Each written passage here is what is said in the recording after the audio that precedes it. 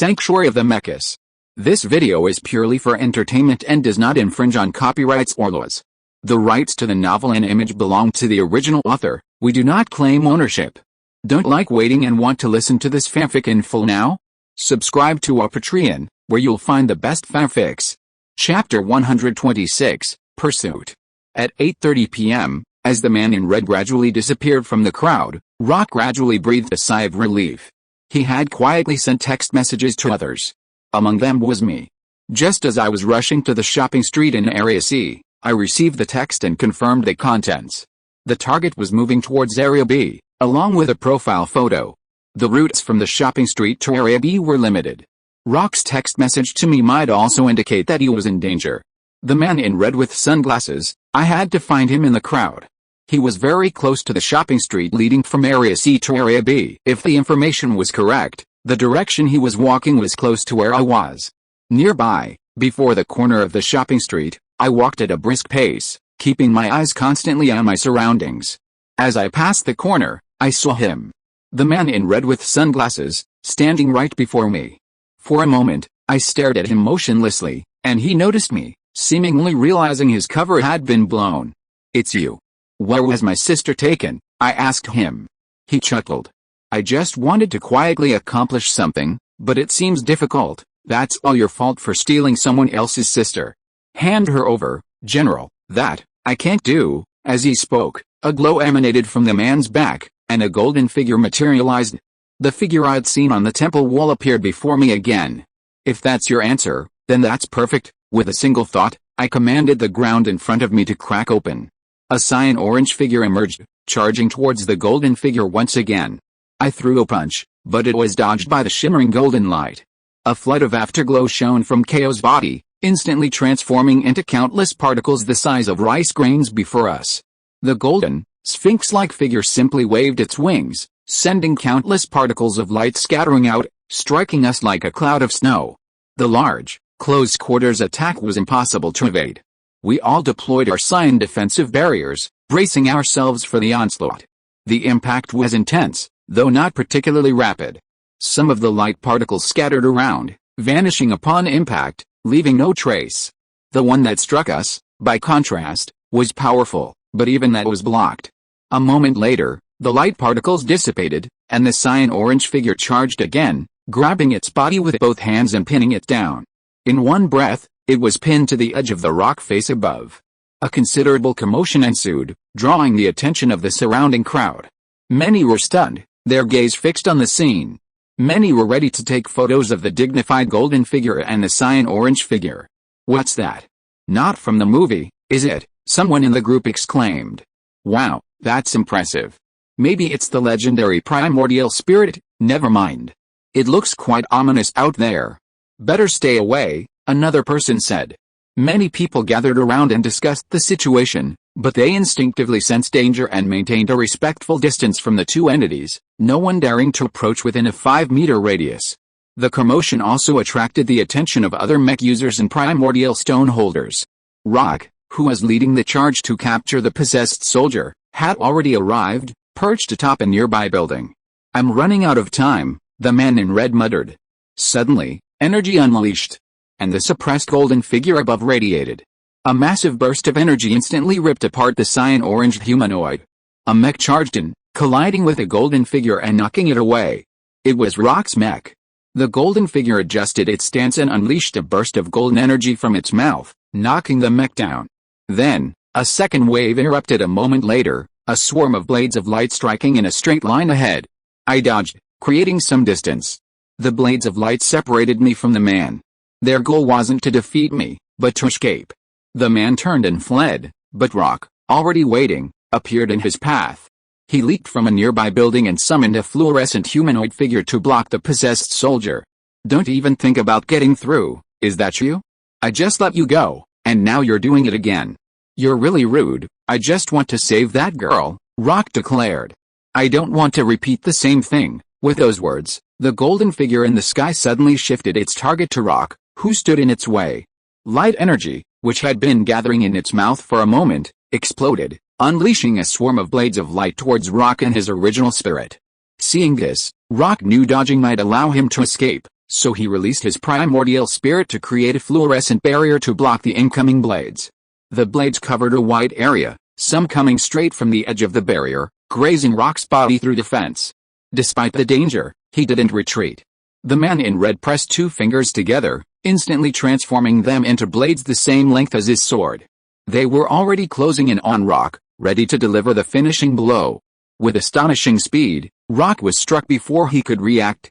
By this point, I realized the situation was dire and rushed forward, colliding with his black sword.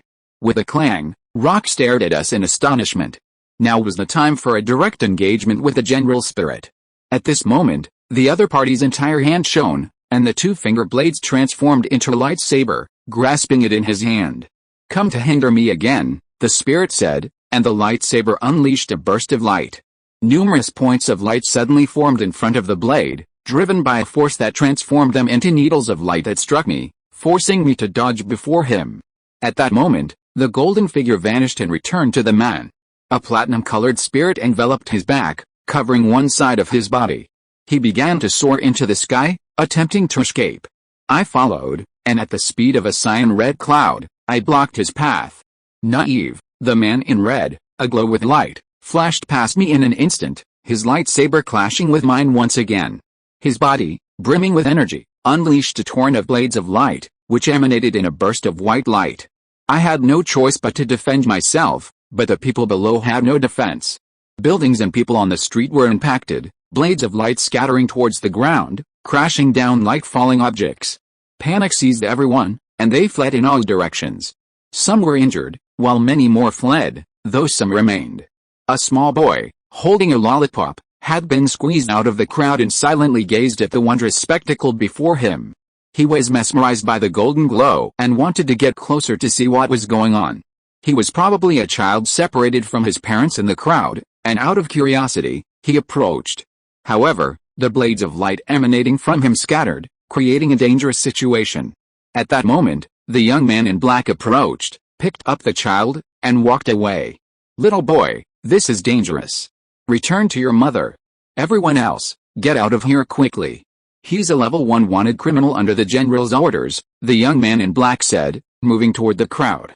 A woman there quickly found her lost child and carried him away.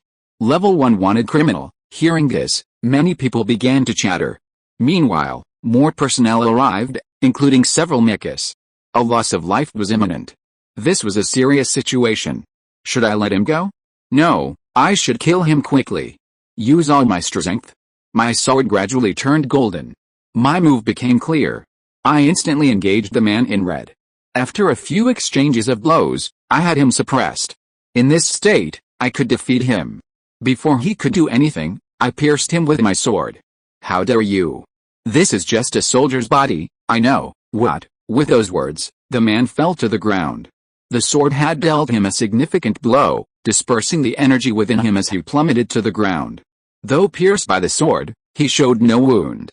It was a magical strike, and I didn't know if it had actually struck him. The man in red lay on the messy street. I came to his side. "Tell me, where is my sister?" The soldier simply lay motionless on the ground, his breath gone. For a moment, I was caught off guard, unsure if he had lost consciousness or something else. At that moment, another man ran over and said, "That's not him. He's gone, it was Rock. I saw him." So, the spirit had left. So where did it go? Did it leave? Or was it somewhere nearby, or perhaps returned to its original body? At that moment, Rock used his ability to lock onto targets in the area. He spotted an elderly man walking toward the other side of the street, not far away, and exclaimed, "That old woman." Hearing this, I looked in the direction of the elderly woman not far away and said, "Is that her?" I began to approach her. She soon noticed and tried to quicken her pace, but her age was hindering her. She tried to abandon her crutches and run, but she fell to the ground. With a groan, she collapsed. Then, realizing that the person possessed a powerful sense, she complained, "I should have finished him off earlier." Damn it, as she complained, I rushed to her side. Seeing my cold expression, he said, "I'm surprised you're such a cruel person. Then, do you think you'd attack an elderly woman? This body can't take it anymore." Hearing this, I was silent for a moment before slowly saying, "To save my sister." As I spoke, I extended my cold hand towards the elderly woman's head. Slowly, as I touched her hair, she smiled and then fainted. I couldn't confirm whether the general spirit had left the old woman's body, so I looked back. Rock had already rushed over. When we looked at each other, he said, "It's no longer in this old woman's body." I couldn't help but breathe a sigh of relief. But the incident wasn't over yet. Chapter 127 Stop. At 9:30 p.m., the whereabouts of the possessed spirit were once again unknown. At the scene, Rock, the young man in black, and I were unable to pursue the individual. The commotion near the shopping street was soon dealt with by numerous security personnel. "We can't pursue him. We haven't figured out his purpose or details yet. It's dangerous to pursue him recklessly," Rock said. "As you said, we just saw him. He can move on to another body even if we catch him. We can't see or touch him, so we can't do anything on our own," the young man in black said. "Yes, he's a very powerful one, I know for sure. But even so, we have to pursue him." "He's probably planning something," I said. "He was powerful enough to defeat my sister and possess the general. He seemed to be planning something, and it was connected to the stone slab in the glorious township. But he possessed a transcendent spirit and a mysterious true form. He wasn't someone we could easily deal with. I'm afraid he hadn't made his move yet, otherwise the city would have suffered even greater devastation. I heard from Xingze earlier that the Radiant God's original spirit isn't in its original form yet, and now we can defeat it," Rock said. "I agree. We should continue tracking him, but we need to be cautious," I said. "I understand. We've already been exposed. This should be our last chance," Rock said. He began to walk in the other direction, intending to continue tracking the target. I wanted to look for other clues. The general spirit lingering in this area likely meant my sister was also nearby. As Rock was about to leave, the young man in black said, "I'll go with you this time. We're both scout forms, really? You're indeed top tier." "Yes, but my combat abilities aren't very strong. Please advise me, Rock." With that, the two of them walked off in the other direction. I searched the area, following the target's route, but found nothing. I then returned to the general. I believed finding my sister was crucial, but we were short-handed and didn't have the same powerful perception abilities.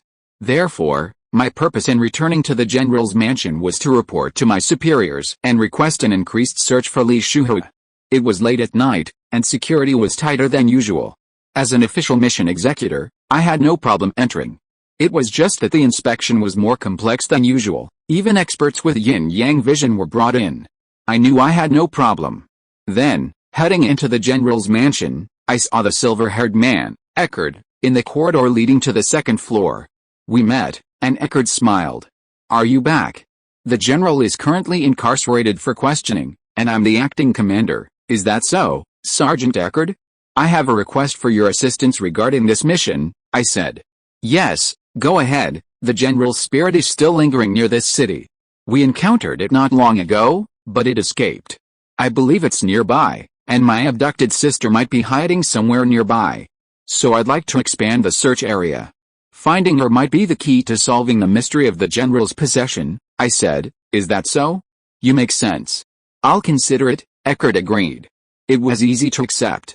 Eckard was a reasonable man, but he was also the person closest to the general. He might be his companion, and perhaps also knew the general's other side, the spirit. But right now, I couldn't say much. Finding my sister was my priority. "Thank you very much." "No, that's not the case. Catching that person is very important to us. Your suggestion is a good one. It seems we'll be taking further action tomorrow, bringing in an exorcist or something." "Really? I'll take my leave now," I said, and headed off in another direction. Besides reporting to my superiors, I had to head to the second-floor library. I walked along the second-floor corridor towards the library's depths. There was a hidden passage there, where Xingze and Lin Qin were probably working. Arriving at the library, I headed towards the hidden passage on the upper floor. It was late at night, and the surrounding lights had dimmed, but a light was still on near the upper hidden passage. I entered and soon saw a faint light inside the passage, with oil lamps still burning. Passing through a door inside, I saw two young girls inside. Xingze, with her long black hair, was sitting on a stone slab, flipping through a book, while the other girl, Lin Qin, was lying on a stone slab nearby. I took a step forward and Xingze turned around after a moment. Seeing me, she said softly, Xingze, why do you come here at this time? No, I want to find information. The possessed person is very troublesome. I want to see what progress you and the squad leader have made, is that so? I thought you were worried about our safety and rushed here overnight. So that's the case, Xingze said casually. Hearing this, I was speechless. There was indeed such a possibility. Really? I didn't think that much, just kidding. Saving Shuhua is the most important thing right now. The monitor and I have been working hard here all day, Xingze continued. As we spoke, Monitor Lincoln lay unresponsive beside us, seemingly asleep. Isn't the monitor causing any trouble? No, despite her condition, it would be more troublesome without her. She's simply following her own biological clock and fallen asleep. By the way, how's the deciphering of the slate going? About halfway done. The key parts will take some time to figure out. Really? You've been working so hard. You should rest now. No, we can't stop now. My rest time is worth Shuhua's life, and my curiosity. That's amazing. If that's the case, I won't say anything. I'll just keep watch at the door, I said, heading towards the door, preparing to stay the night. Xingze didn't say anything, and I decided to stay the night. The next morning, the sky gradually brightened. A night well spent. I was sitting by the bookshelf at the entrance to the library hallway. The search continues, but as of now, there's no new information on the general's possession. After daybreak, I went to the general's mansion's cafeteria and bought some light nourishment to take down the hallway for the two men.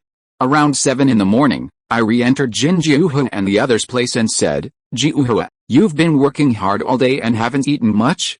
I went to the cafeteria and bought some food. Feel free to replenish if you need anything. Thank you for your concern, Xingze thanked me. By then, squad leader Lincoln was already awake, taking notes, and looked at me with a bit of surprise. This kind of thinking-intensive work is very energy-consuming, isn't it? Take a break and have breakfast, I said, imitating my sister Lan Yu. Lincoln said, really? Xingze, aren't you still searching? When did you get here? Last night. You were already asleep, I said. Lincoln simply covered her head and sighed. Perhaps unwilling to be seen in such an awkward position, we began to walk towards the rest area outside the library, where we ate. Through the glass outside the library, you can see a lot of people coming and going below. What's going on outside? Chikyuhana said. I think some plans will be made in the general's mansion today. I heard from Eek last night that it seems that a group of exorcists or something like that will be invited tomorrow. It's very likely related to that. Chapter 128 Visitors. At 8 o'clock in the morning, many high-ranking officials and soldiers gathered in the conference room on the second floor of the general's mansion. They sat in several rows, each with a table in front of them, neatly arranged in 2 rows. At the front, the general's deputy, Eckert, waited with the others. A moment later, several incongruous figures entered the room, led by several soldiers. Some wore Taoist robes, some long cloth robes, and some carried magical tools and runes. They were exorcists, psychics, and other spiritual experts, summoned by the opportunity. Everyone, we have invited many experts in demons, ghosts, and spirits from all over the country. We are here to trouble you to check if there are any possessed people in this general's mansion. At the front of the room, with the general no longer in attendance, Sergeant Major Edok was acting as the general to handle the matter. Eckert spoke, nodding and saluting. The 6 experts present all nodded in understanding. The more skilled among them had likely grasped the situation from this brief encounter. So, you've gathered us this evening to conduct an internal inspection? Indeed, through expert inspection, we can confirm whether there are any enemies within, a captain said. Hearing this, Eckert nodded slightly. Elsewhere, officers and soldiers had already lined up in rows, awaiting the expert's inspection. A discerning eye could easily grasp the situation. An elderly gentleman, perhaps 70 years old and dressed in plain clothes, stood silently by, doing nothing. The man, dressed in plain clothes, stood silently beside the crowd. No one dared to say anything. His solemn demeanor seemed sufficient. The remaining so-called experts were either just hanging around, inexperienced, or a seasoned psychic. He too was well informed about the situation and simply did what he could. The experts' work was simple. They had met with the people here, and some of those skilled in medicine offered some advice. The psychic had already walked around the row of officers, confirming that no one was possessed. He glanced at Eckert, who returned his gaze. Both understood each other, and Eckert said, "Master, would you like to see me? Am I possessed?" The psychic, a man in his early 50s with a small mustache, was silent for a moment, then shook his head and walked away. Meanwhile, a curious soldier asked the elderly man, who stood motionless, "Old man, what are you doing?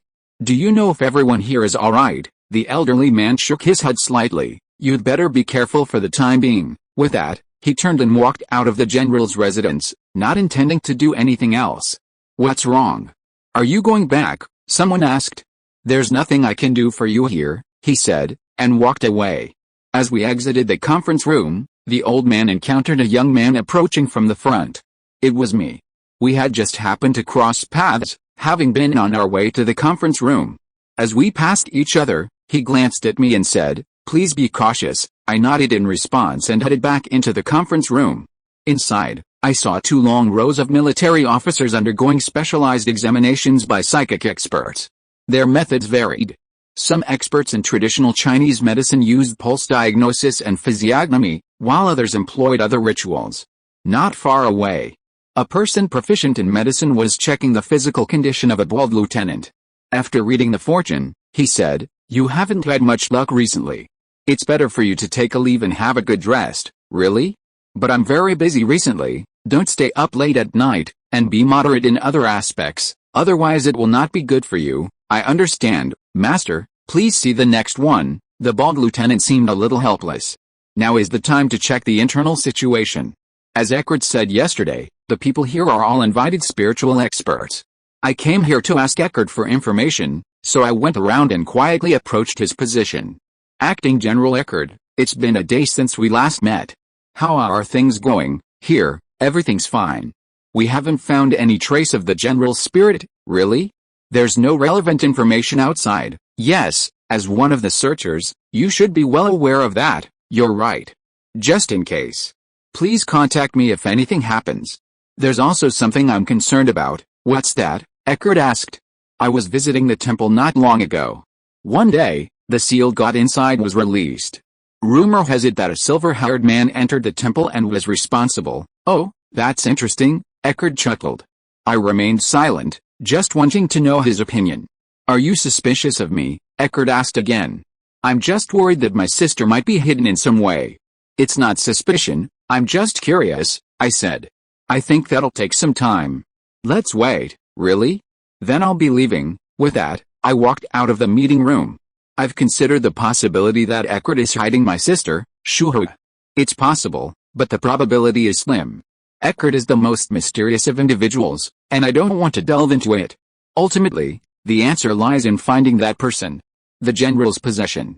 Whether it's the possession or the mystery of the stone tablet, we must find the answer.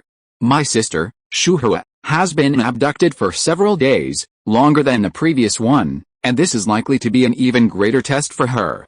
Lan Yu and I are the closest to her and bear the greatest responsibility. However, Lan Yu is no longer alive and is recuperating in the hospital. Perhaps the most important person to work on now is me. Tracking that person down and finding Shuhu's whereabouts. Although he's possessed, he wants to take my sister, which will put him in some inconvenience. Tracking him down once more will give me a chance, I think. After leaving the general's mansion, my next plan is to go to Rock, who is the most likely to find the possessed person. Furthermore, there's a high probability that he's still around the city. I've encountered him nearby before, so he's likely unable to leave for some reason. If you're listening to this novel on a channel other than Fanfic World, it means they downloaded and uploaded it without effort. We cordially invite you to visit our channel, Mundo Fanfic Novelis. There you'll find the original version of this story and you can explore many other novels of various genres. We're waiting for you to immerse yourself in a world of incredible novels. Chapter 129 Red-Haired Delinquent. The search continued, with personnel ranging from senior to top tier, even experts in the spiritual realm, using every possible means to locate a mysterious individual. It was already the third day, and numerous personnel had infiltrated various areas of Clay City, searching, but so far, no trace of the possessed general had been found. The reason was obvious: most people lacked the necessary information to locate the individual. They lacked appearance, name, or age. A few experts in the spiritual realm could identify the individual, but they struggled to pinpoint the source. Possession wasn't just one thing, There were many different scenarios, even for experts. Perhaps only rock possessed all the necessary conditions, the others would require more time. Located in Clay City's neighboring town, the 3rd district, the center of this area was well developed, but the borderlands were underdeveloped, with many old buildings still existing. These buildings were home to many thugs and dark organizations. A third of the district remained relatively underdeveloped, allowing outsiders access. To avoid the attention of the searchers at the general's mansion, a Capricorn, after a period of observation, chose to possess a delinquent youth living in a slum. A Capricorn could observe the world in a wandering spirit state, unfettered by many constraints. He had targeted this man last night. The red-haired delinquent, thin and with a pigeon-toed gait, emerged from a dingy bar. It was past midnight when he arrived home, and no one was home. He seemed to live away from home, with weak yang energy, making him a vulnerable target. Therefore, a Capricorn chose him as his next vessel. After possessing him, he quickly learned some of his memories and family dynamics. The man was a slacker, fond of drinking and drugs. He had run away from home after a quarrel with his parents, and lived alone there. He was incredibly poor and unfilial, currently working part-time at a bar. From his family's perspective, he was a perfect candidate for possession, and there was nothing to worry about. His death wouldn't have much of an impact. It could be said that this body was fully equipped, and it would be used for the remainder of the day. After possessing the body, a capo went to sleep. After all, this body, weakened by poor sleep habits and drug use, could no longer endure much exertion. However, it wasn't just his physical weakness, other factors troubled him, keeping him awake all night. Early the next morning, a capo awoke with a light sheen of sweat on his forehead and a faint stench of alcohol in his breath. He needed to rinse his mouth, so he went to the bathroom and filled it with water. He rinsed his mouth, but felt a stinging sensation, so he sprayed the water into the basin beforehand. "Hey, teeth growing at this hour? And your body's so fragile," a capo complained, then suddenly reached into his mouth and pulled out the tooth at the very back. Blood spurted out, and the pain was unbearable. A capo clutched the sink, gasping for breath. "You bastard, what are you doing? You ripped my tooth? It hurts like hell, don't complain, haven't you noticed? Your teeth, like your heart, are crooked and can't grow properly. I actually hope you'll thank me." "Why?" A capo blocked out the man's thoughts, sealing him deep within his heart. He tossed the tooth into a nearby trash can and rinsed his mouth several times, ending the matter. Tonight's plan was to go to the girl's place. He had to ensure her safety before the plan was fulfilled. After that, he had to wrap up this series of matters. There wasn't much time to rest, no time to idle away, because the time for achieving the long-cherished wish was approaching. There was no time to change bodies, so he would use this one to complete the final task. Before that, he had to eat breakfast. He needed to provide his body with the necessary nutrients, but there was nothing in the refrigerator, and there was almost no food stored at home. He had no choice but to go out Acapulco. This man is the king of a certain country from 800 years ago. By analyzing the text within the stone tablet, Chikuko has gathered this information. The task of deciphering the tablet is more difficult than expected, with some pages incomplete. Currently, progress is around 90% complete, but some key areas remain undeciphered. Even if all the text is deciphered, understanding its meaning will take time. Quick action is crucial, Chikuka and Linkin both understood.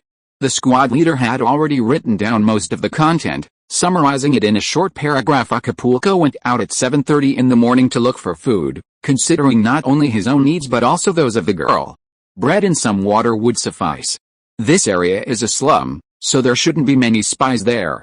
Despite this, Acapulco remained vigilant. First, he needed to buy some food at a nearby supermarket. He had intended to do so earlier, but was interrupted by an attacker en route.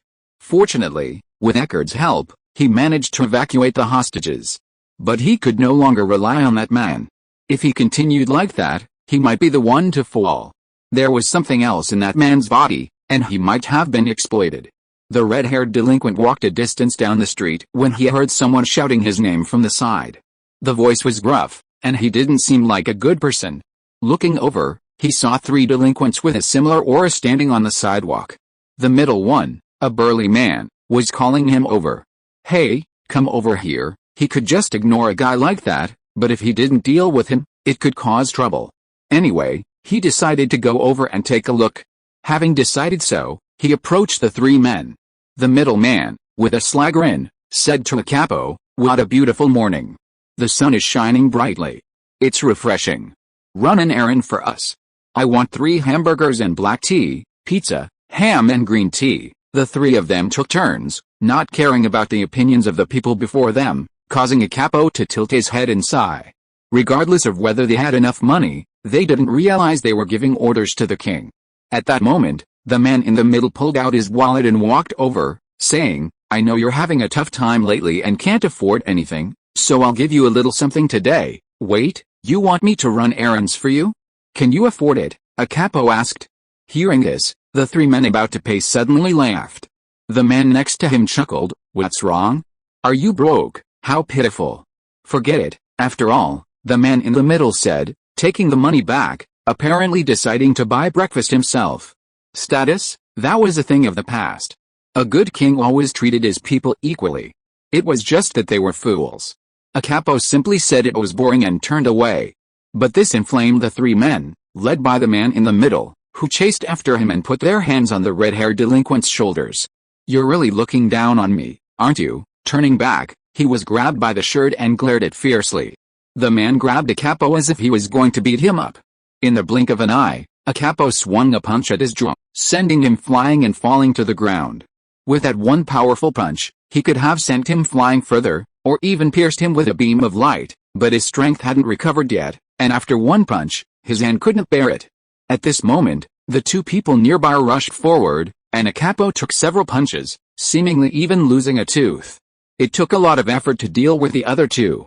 It seemed the future wasn't that simple, for this man, or for himself. Time was running out. The consequence of switching bodies multiple times was the loss of strength, and it would take time to recover and adapt to the body. So, he couldn't switch bodies anymore, and the only thing he could do was move forward. Chapter 130 Part 2. That morning, a capo walked the streets. His injuries hadn't healed yet. He could taste blood in his mouth, and his gums were still bleeding. He had recently lost another tooth. He was still aching in various places, but his strength hadn't recovered yet. Based on past experience, it usually takes 1 to 2 days. Time was running out, and he didn't have the luxury of getting a better body. Since he had to use this body until the end, he decided to go to the hospital and take care of some of his problems. The pain and blood loss might overwhelm him. If he collapsed before his strength returned, that would be bad news. A capo, without breakfast, went looking for a hospital. After wandering around the nearby slums, he found a simple private hospital nearby that happened to be a dental clinic, so he walked in. The old doctor sitting inside saw this and asked, "What's wrong, young man? Your right cheek seems quite swollen. Is it a cavity? Doctor, please give me some painkillers or something to reduce inflammation and pain. I'm having trouble eating." Hearing this, the doctor, who looked different from ordinary people, adjusted his glasses and walked over, saying, "Lie down first.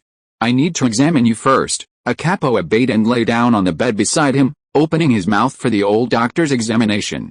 After a moment, the old doctor said, "Your gums are quite damaged, and some of your teeth, the 3 on the right, have cavities. If we don't get rid of them, it will be very troublesome." The old doctor held a capo's mouth with tweezers, his other hand already holding an electric drill. "Wait a minute, I just want you to prescribe some painkillers and stop the bleeding. If that doesn't work, an anesthetic can be given." "No, young man, you've already lost 2 teeth. If this continues, you'll soon have a mouth full of dentures." With that, the old doctor attacked, leaving a capo with no chance to fight back and suffering a severe blow. It took a while to heal the wound. "From now on, take better care of your teeth," the old doctor said with a smile. He'd almost had all of the old doctor's teeth pulled out, but there was no time for a commotion. A capo left the hospital around noon. His next appointment was for dinner, so he found a busy restaurant and ate. His body was already sounding the alarm for hunger. A capo ordered a large bowl of pasta for a filing meal. Although his tooth hadn't healed yet, the pain had subsided considerably. Once the food arrived, a capo cautiously began to eat. Several figures approached, and a capo recognized one of them. It was a young man named Xingze, who was one of the biggest obstacles. He was accompanied by several others, a man with a mushroom-like hairstyle, a red-haired man, and another with a solemn face and white clothes. There were 4 of them in total. A capo lowered his head slightly, chewing his pasta silently. Why had those people come to such a poor place? Xingze, how's the investigation going? Qin Liang asked after ordering. We've searched Clay City twice, but haven't been able to locate the possessed spirit. How's your situation going? Nothing. Relying on exorcists is still too difficult. From their conversation, it seems they believe I'm no longer in Clay City, so they've chosen this place. Another problem is, I'm right next to them, so exposing myself would be troublesome, and there's no time to change bodies. They don't seem to be aware yet. And since my powers haven't recovered yet, the chances of them recognizing me are extremely low, except for the radiant figure. Having come to this conclusion, a capo decided to leave as soon as possible. Our next search area is this area, but Rock won't arrive until afternoon. Let's have a good meal first. I see. Hearing that, the guy named Rock is probably the one with a wide range to sense my presence. If it's him, there's a high probability that he'll be discovered even without his powers recovered. It's afternoon, and it's almost afternoon now. He should be here soon. If we don't leave quickly, we'll be in danger. You discuss this topic in a low voice in the store, said the mushroom-haired boy Dairibo. The other three also understood. It was too late to talk about this now. A capo had already decided to leave. He quickly finished the last of his noodles, stood up from his seat and walked out of the store with his head slightly lowered. However, before leaving the store, a female clerk stopped him and said, "Sir, you forgot to pay." Hearing this, a capo understood that this was the case. He forgot for a moment, which attracted the attention of many people. When he reached into his pocket to take out the money, he found that his pocket was empty. Thinking about it carefully, he spent all the money in the hospital. He should have known that he should not have given the money to that strange doctor. A capo was stunned for a moment, cold sweat broke out on his forehead, and he didn't know what to do. Seeing the unruly red-haired young man standing motionless, the female clerk looked bewildered. Customer, could it be? Meanwhile, the four people over there had noticed him. As a capo was struggling with his thoughts, another red-haired man approached the clerk. Perhaps he'd become suspicious, and while a capo remained silent, he suddenly produced a bill and said, "Hey, you forgot to bring money today. Let me cover your bill." He handed the bill to the clerk. "Is that enough?" "Yes." The clerk nodded, and went to the counter to find the money. Unsure of what was going on, a capo remained silent, perhaps unnoticed. The red-haired man, staring at a capo for a moment, then said, "You owe me a favor. Since we're both red-haired, I'll pay for you. From now on, you must work hard, for the honor of the red-haired people." "Ha." A capo nodded softly and turned to walk out of the shop. There was no time for that now. No matter what the red-haired fellow was planning, he couldn't stay here any longer. Even if it meant not disappointing his kindness, he should leave quickly. Without further ado, a capo quickly left the area, carefully choosing his route, considering the enemy might be coming from the direction of Clay City. Running back to his home was a safe route. A capo thought so, and with that in mind, he ran all the way back to the slums, where, standing by the dilapidated road, stood several figures he had seen earlier that morning. Those were the three men a capo had knocked down that morning. Some of them were now wrapped in bandages. "Boy, you really treated us well this morning." The man with a bandage on his jaw was the one a capo had dealt with that morning. A capo didn't want to pay attention to them. Just as he was about to continue forward, another figure appeared from the front. They were blocking the road ahead, apparently well prepared. "You know, we're members of the Black Spiders in this area. You dare to do something like that? It seems you don't understand how to survive here," the man said. Another added, "It's not that we can't handle you, we just want to punish you." Several men in black jackets stood before a capo. The purple-haired man in the lead grabbed a capo's collar and said, "You owe us money. It's not over yet. Pay it back now." "Money?" "Something like that, of course I do." "You're not ready yet, are you?" Through this unpleasant memory, a capo could vaguely understand that this dark organization had once provided this unscrupulous loan shark with a brutal usury, a tyranny devoid of human rights. "That's right," a capo said, slapping the purple-haired man's hand away.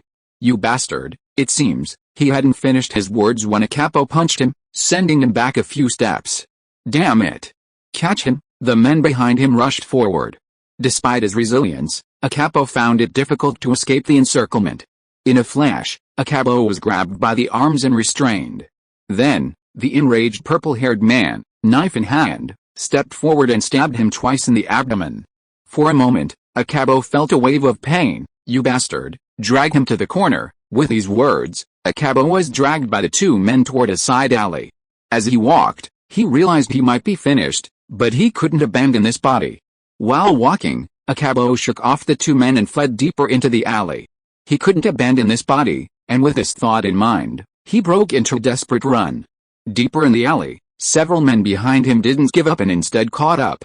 It was unclear how much longer this frail body could hold out. Akabo ran as fast as he could, clutching his abdomen, and continued forward, passing one corner after another, finally hiding in the corner of an alley, a blind spot.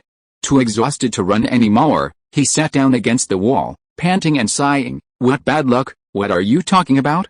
This is all your fault. Now I am dead too," the body's owner said, a smile tinging with despair. "A piece of trash like me might as well die here. There's no point in living, you have it, don't you?" Many more. "Everyone in the world is like that," Akabo said. "That's true, but that's all impossible. I didn't realize I strayed from the right path, really. Yes, I'm done," the body's owner cried. "In the face of the passage of time, those things are nothing. What can you do? You're the body I chose. You should be honored. No, this is my last." At that moment, the figures from the distance ahead approached. As the body's owner had said, it seemed they had truly reached their final step. The purple-haired man led the way, and the others behind him seemed to have brought some tools with them. "You're such a runner. What do you think now? Do you still want to live? If so, then kowtow to me and beg for mercy," the purple-haired man said. The red-haired delinquent stared at him silently, slowly rising from the ground. The purple-haired man then approached him. "How's it going?" The red-haired delinquent spat out a mouthful of blood and said, "You're the one begging for mercy? Oh, are you tired of living?" the purple-haired man said, clenching his fist and preparing to strike the red-haired delinquent. As he swung his fist, two of the red-haired delinquent's fingers shone, forming blades of light that flashed by. The purple-haired man's hand was severed, detached from his body, and fell to the ground amidst the gushing blood.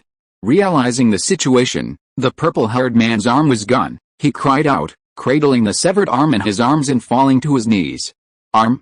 Ah!" the purple-haired man howled, struggling on the ground. Above the dark path, a golden glow slowly emerged, a gentle light that seemed to heal Akabo. "What the hell is that? Could it be the legendary primordial spirit?" The delinquents on the side were stunned for a moment, then recovered their composure and one of them said, "There's nothing to fear. There's only one of them. Take him down." He charged forward, and a golden figure appeared before the young man, stopping him in his tracks. He lost his footing and fell to the ground.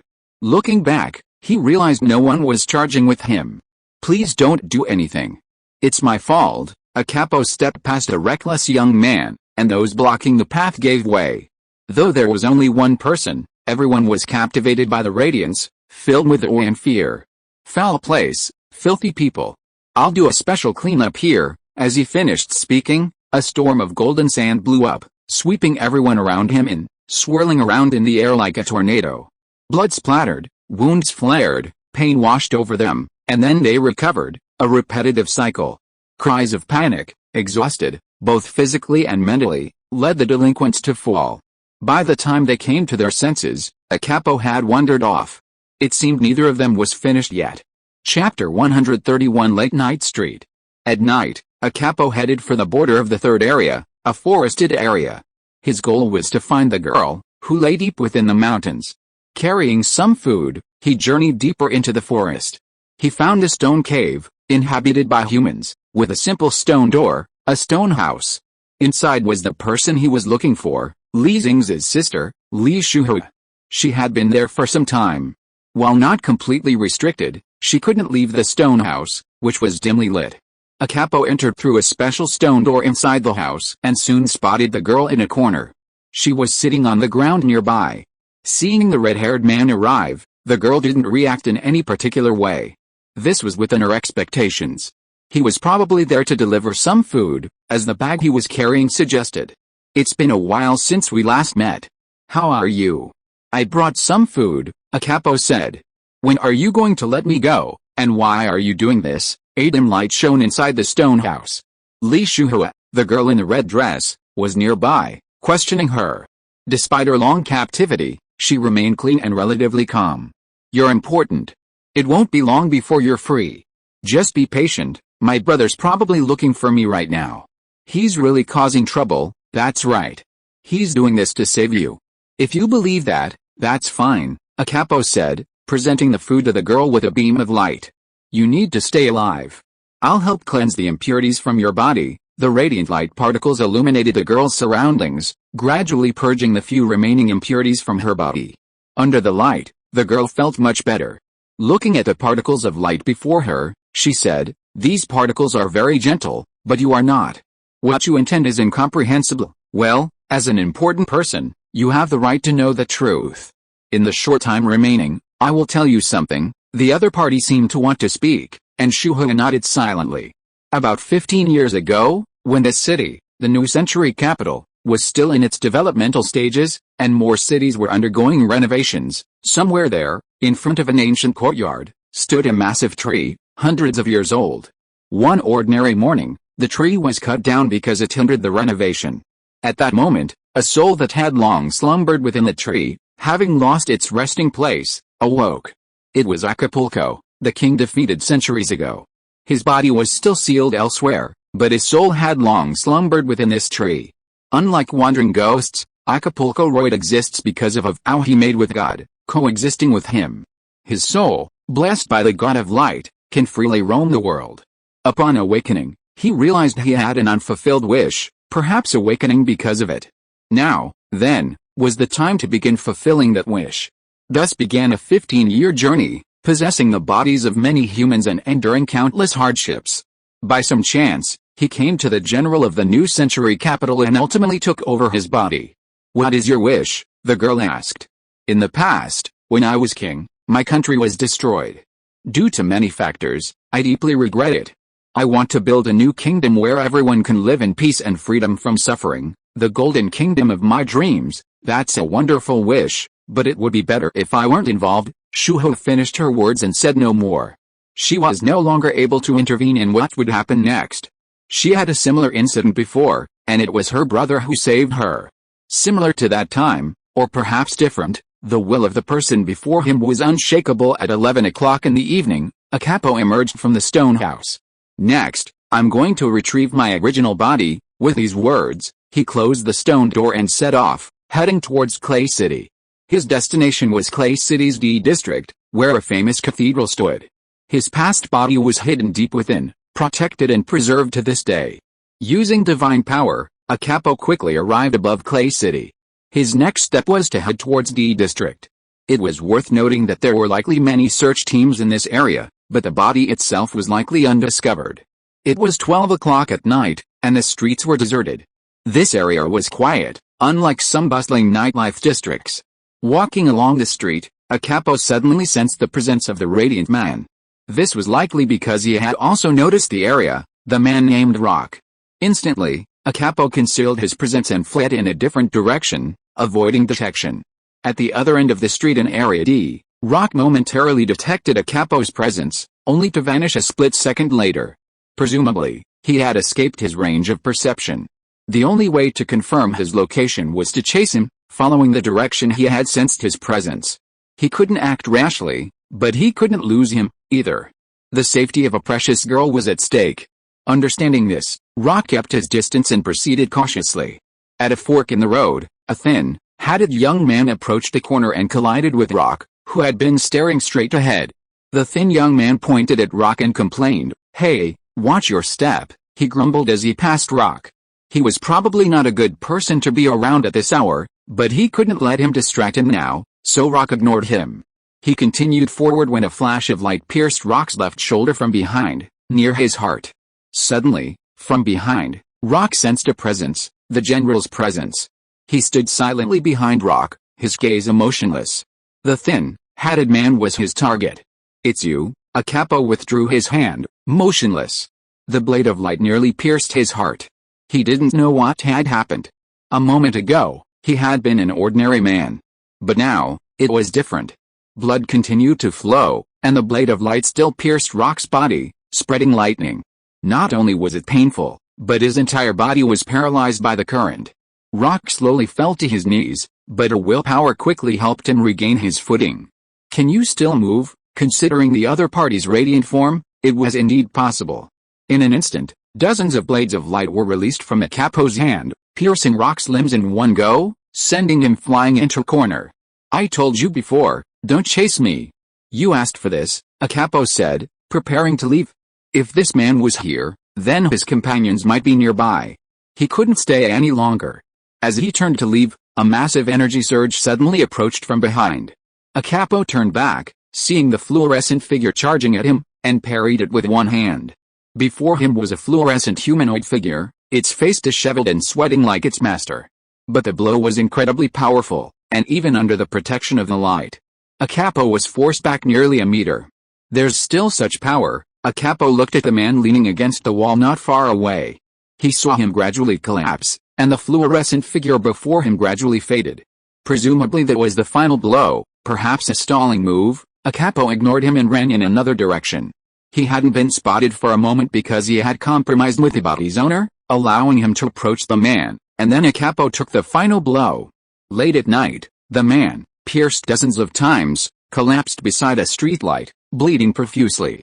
Not many people noticed him, and perhaps his life would meet its end in silence. But at this point, the person he wanted to save still hadn't been saved.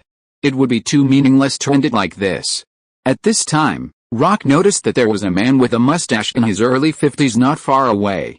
He was a psychic, and Rock had learned about him not long ago. The psychic didn't dare to attack him because of the danger, but now the psychic had gone far away. Seeing that the man next to the streetlight was still moving slightly, he walked over. Coming to Rock's side, he was about to speak when the other party said, "Take this. If it's you, you should be able to do it." Rock held in his hand a small object wrapped in light. "Rather than this, I'd better help you contact a doctor quickly," the psychic said. "Now I can think of a way to distinguish that person, and this is it, please." At this time, the psychic also saw that this person had a tenacious spirit and was moved by it, so he took the object wrapped in light from his hand. I understand. Chapter 132 Church. The injured were subsequently carried away, leaving behind only a pool of blood on the wall. The elderly man in his early 50s spent some time crafting a special prop. He used a portion of the skin that the man had painstakingly scraped off the victim, creating a watch-like object. Similar to radar, it had two polarized gemstones, red and blue. The red was used to capture the target's physical form, while the blue could sense their unique magnetic field.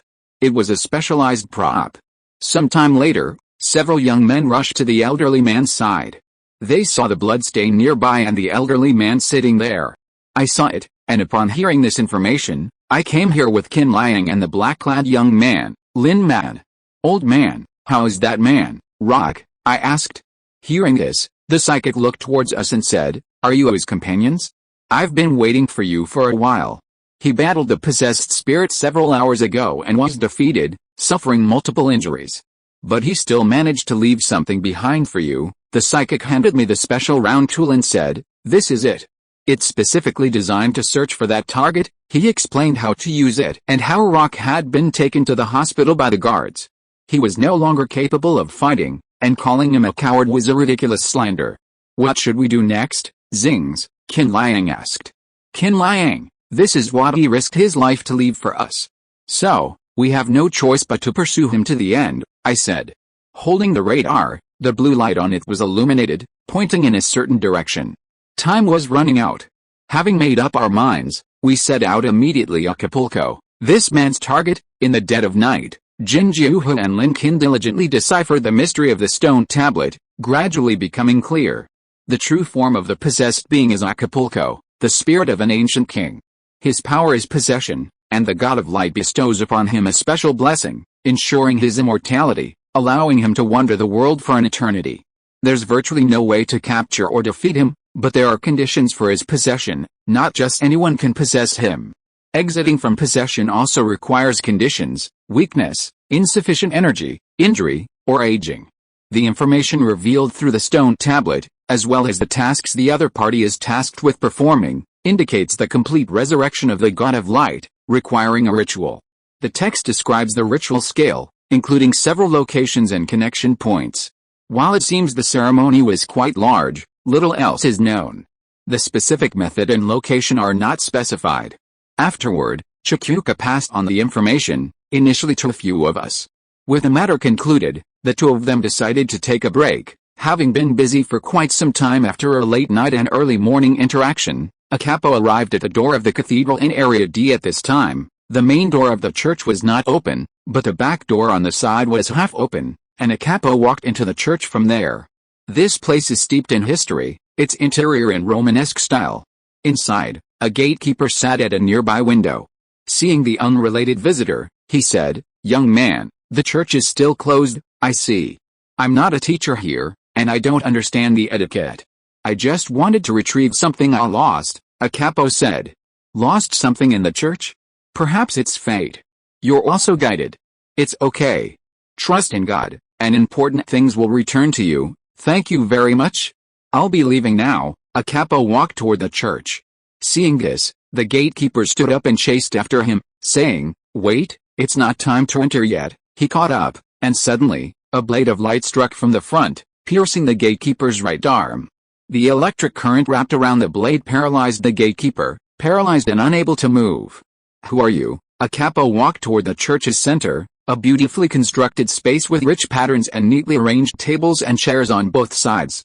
Several men and women on the side came forward when they saw the newcomers. A nun said, "It's not open yet. What's troubling you to come here?" "That's right. I'm looking for lost items." "Really? What is your lost item?" "We can help you if you need it," the nun replied. "It's my body." "Can you help me find it back?" "Body? What exactly is that?" the nun asked puzzledly. "Flesh body, my past flesh body. It should have been stored here for hundreds of years." Hearing this, the nun seemed to think of a place that no one was allowed to enter without permission, and wondered, could it be that on the other side of the main hall, there is something sealed there? Maybe that. As a capo said this, he wanted to move forward, but several deacons on the side blocked his way. One of them said, "The place you want to go is a restricted area. You can't go in." As they spoke, they stopped those who tried to enter without permission. Suddenly, several blades of light shot out, piercing the people around them. They fell one after another under the scattered attacks, muttering something, but a capo didn't intend to say anything to them. Continuing forward, he found a door to the left of a huge cross ahead. Attracted by his physical body, a capo naturally headed that way. Passing through a passage there, he arrived at another room. Standing on a platform not far from the room was a figure. A man in a dark blue robe with a cross on his chest. He looked like a priest. "Are you a priest?" He nodded slightly. "Why are you standing there? Are you waiting for me?" "No, I'm just guarding this place. I won't allow anyone to reach the gate ahead." "I see. How can I get through?" "That method doesn't work. No one can get through today." "I want to get through," a capo said, running towards the gate. As he advanced, he was about to reach the entrance of the huge passage when a transparent blue wall of light blocked his path. In an instant, a capo understood. The priest had done it. He had investigated the church before executing this plan. The priest might be Hari Kern, the powerful figure known as the Shield of the New Century City, possessing the primordial spirit. Amidst the blue wall of light, a dignified figure in deep blue hovered. "Please go back. No one can pass there. My lost property is in there. I simply want to retrieve it." "What's wrong with that? It's God's will." "Is that so?" "Father, you are indeed my enemy." He stared at the massive barrier before him, an impenetrable obstacle. He had anticipated this difficult opponent beforehand, and now he was right before his eyes. Chapter 133 Heading to the depths of the palace. In the attic at the edge of the spacious room, the priest silently prayed. Below, a man attempted to pass through the nearby passage leading to the restricted area, but was blocked by a blue barrier. The man tried various methods, but unable to attack or otherwise penetrate, his only option was to defeat the master of the barrier. With this conclusion, a capo turned his attack on the priest. Several blades of light, like streams of light, struck the priest, but he remained motionless. The blue barrier that materialized before him neutralized his attacks. "Stop committing sin, Acapulco." "Father, do you know me? No matter how you learned my name, you have no right to stop me from what I'm about to do," Acapulco pointed. "That's forbidden." "Who said that?" Acapulco asked. Hearing this, Father Kern added, "That's your past incarnation. I know our meeting here is fate, so I simply say, please return." "Really?" "There's nothing more to say." With that, Acapulco leaped into the air, his back enveloped in a white light, as if possessed by a humanoid spirit. Instantly, a flash of white light shone. Acapulco flew to the priest's side, his arm transformed into a blade of light, striking only to be blocked by the blue barrier. Though blocked, the attack wasn't complete. Acapulco front shone, and his energy concentrated in one hand, unleashing a blast of light. A loud noise shook the attic. Father Kern was forced back a distance, but remained unfazed. Since that's the case, I have no choice. Fighting in the church is not a good idea.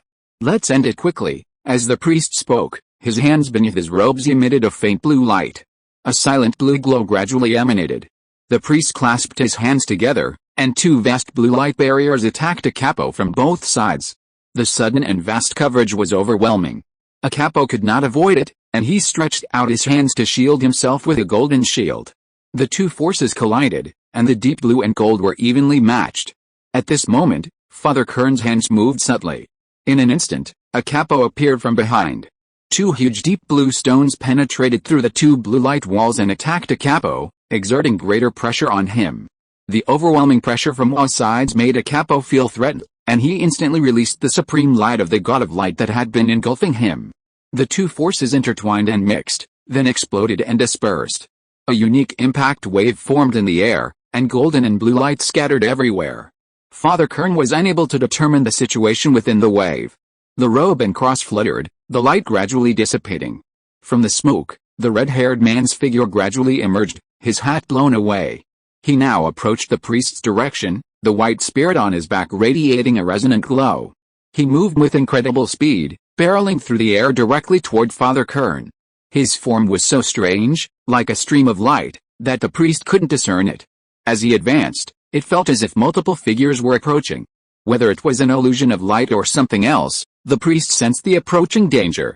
In an instant, the red-haired man's figure appeared to the priest's side, then vanished from the side, reappearing directly in front.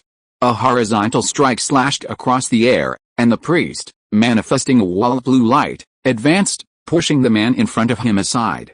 In the process, the man's figure dissipated into light and vanished. For a moment, the surroundings were silent. The church remained the same as always. Acapulco presence vanished. Suddenly, he appeared from behind the priest. A blade of light pierced Father Kern's back like a skewer, creating a large hole right down his body. It was so sudden that the priest couldn't react. Acapo unsheathed the blade, and the priest staggered 2 steps and fell against the guardrail. The outcome is decided, Father. Upon hearing this, Father Kern slowly said, "It seems so." Acapo was silent for a moment before walking past the priest. Seeing no reaction, he extended his hand, his palms radiating light, illuminating Father Kern. 2 blades of light now bound the priest's hands, securing him to the guardrail. Gazing at the figure, the priest muttered, perhaps his life wasn't over yet. He had healed his own fatal wound. Acapo passed through the main hall's doors. A passageway paved with golden tiles lay ahead. Deep within, he could see a coffin encased in chains. Acapo stepped forward, cut the chains, and opened the box. Then, a golden figure appeared. It looked skeletal, but it wasn't a skeleton, it was simply due to its sheer weight and golden color. In reality, it was the body of Acapo's king. He wrapped the body in yellow cloth from the coffin, carried it, and hid it out of the church. Even if he saw this body, he wouldn't be fascinated. He came only because it could fulfill his wishes. Acapo reached the church's main entrance. The moment he stepped out, he saw several figures, all of whom he knew well. Among them was Xingze, who he knew best. Also among them were Qin Liang and Lin Man. The 3 had located this place using radar. Upon seeing Acapo, one of them, Qin Liang, said, "The hour hand is pointing to that person." Acapo cried, "What's that person holding?" Lin Man asked. "That should be the king's physical body," I concluded. Through Xingze and other research, I've roughly grasped the truth about the possession. Preparations for the ritual should be underway. It's you guys. It's been a while. How are you? Even if we meet now, even if you want to, I don't have time to play with you. Prepare to say goodbye." As Acapo finished speaking, a golden light shone from him, and a golden figure appeared above him. It lifted up the enveloped body and flew off in another direction. The god of light is heading that way. What should we do? Should we chase him? Qin Liang asked anxiously. Lin Man nodded beside them, indicating that they should. They made a split-second decision and all agreed to chase the golden figure. I nodded in support. Since it was also sky-shaped, it was definitely worth a try. That place was left to the two of them. My priority was to rescue my sister, so I had to keep an eye on the person in front of me. He might know the whereabouts of Shuhui. However, there was no way to defeat a Capocroid.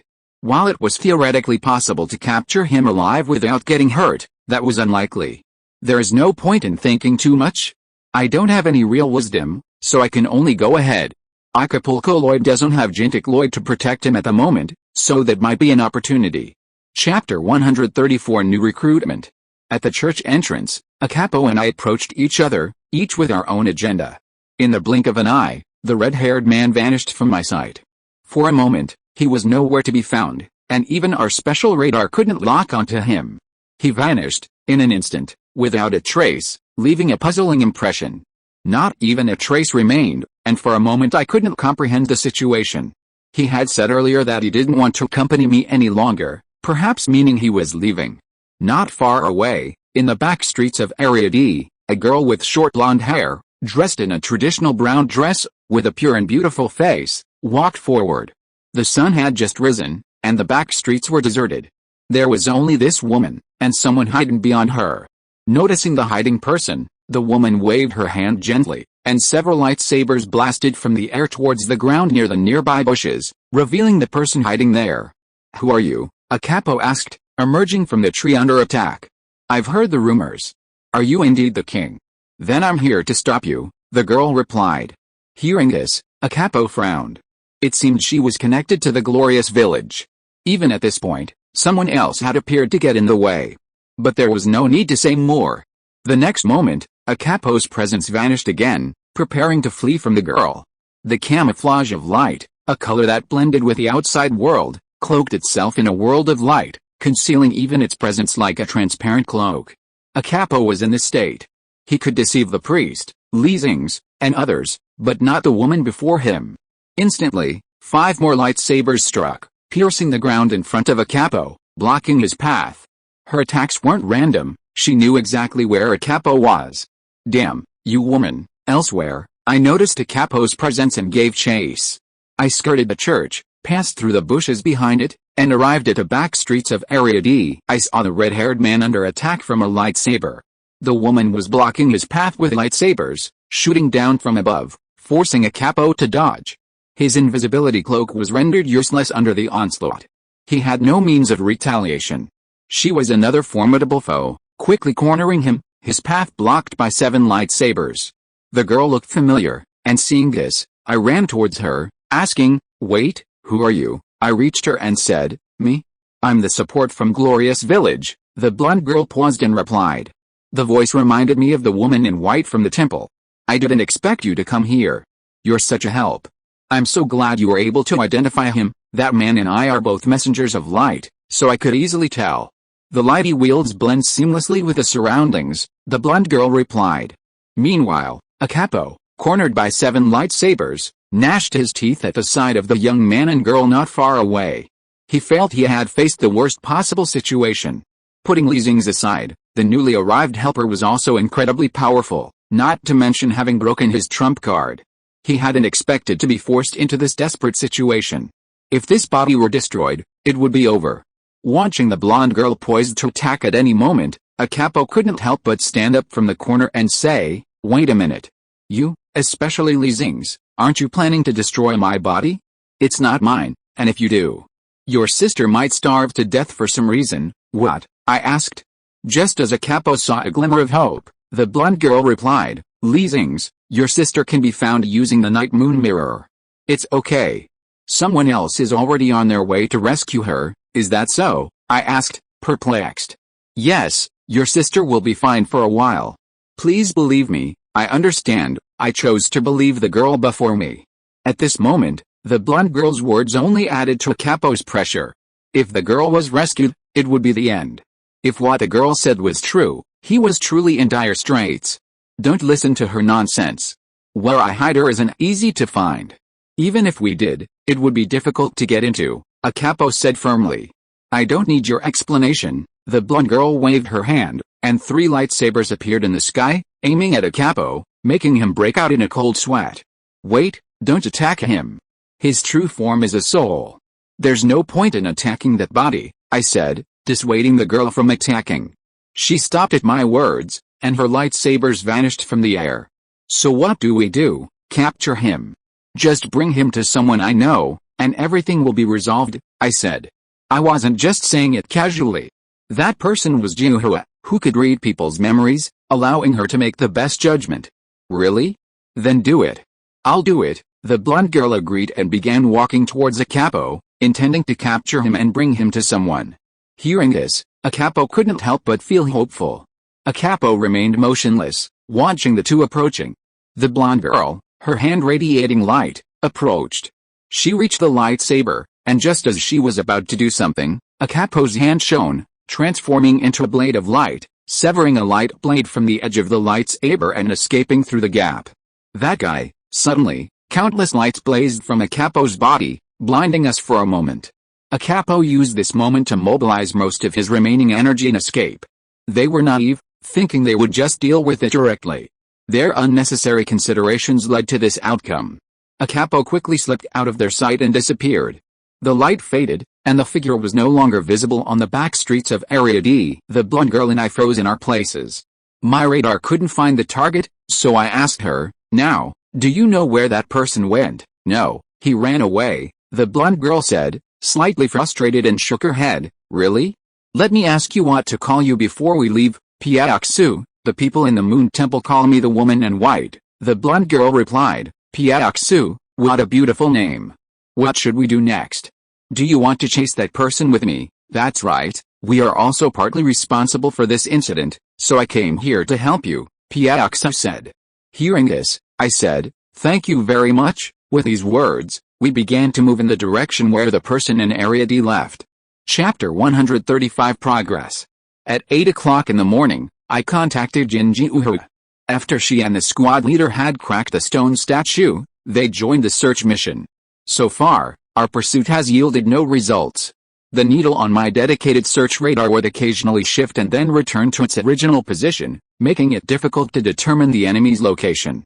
Acapulco, perhaps aware of the radar's presence, was using some method to confuse us. This prevented Piaxu and I from accurately determining his location, so we relied more heavily on manpower. Search teams in various locations launched new rounds of searches. We still believe the individual was near Clay City, so we continued to linger around the city. At the border of the third area, in the mountainous area, a man wearing a headband and a cape appeared. This man was Dart. He volunteered to accompany Piaxu to the New Century capital for assistance. After reaching a conclusion, Piaxu and I divided the work and headed deep into the forest, to where Xingze's sister was imprisoned. This area is always shrouded in mist, known as one of the most common areas in the New Century capital where people get lost, and travelers often find themselves lost here. Dart traversed the steep mountain path, heading in the general direction of the girl. He had been walking since early morning and had finally reached the depths of the forest. Here, he found the edge of a cliff, a canyon, surrounded by many steep rock formations. According to the information he had recently obtained from the night moon mirror, his target location was a cave nearby. Dart observed the cliff edge for a while and soon found the entrance, preparing to climb. Suddenly, a golden figure flashed past, flying towards the cave. If he was not mistaken, it was the glorious god, sealed away in the Moon Temple. It was unknown why it had come here, but it was likely bad news. The girl might be in danger. Dart, determined, grabbed a nearby vine for support and swung down, leaping into the cave. He then walked into the cave, which was dimly lit. Not far ahead was the end, where a sealed stone chamber lay. It looked like a pile of rocks, but it was actually a chamber, now broken open by Xingze. As Dart reached the chamber, Xingze emerged from it, its massive hand holding the girl in the red dress, undoubtedly the man's sister. However, she was unconscious, lying in Xingze's grasp. Suddenly, a golden light shone, and Xingze spread its wings and burst out of the cave, nearly knocking Dart flying. Fortunately, he was quick to avoid it, and it rushed out in one breath, heading east.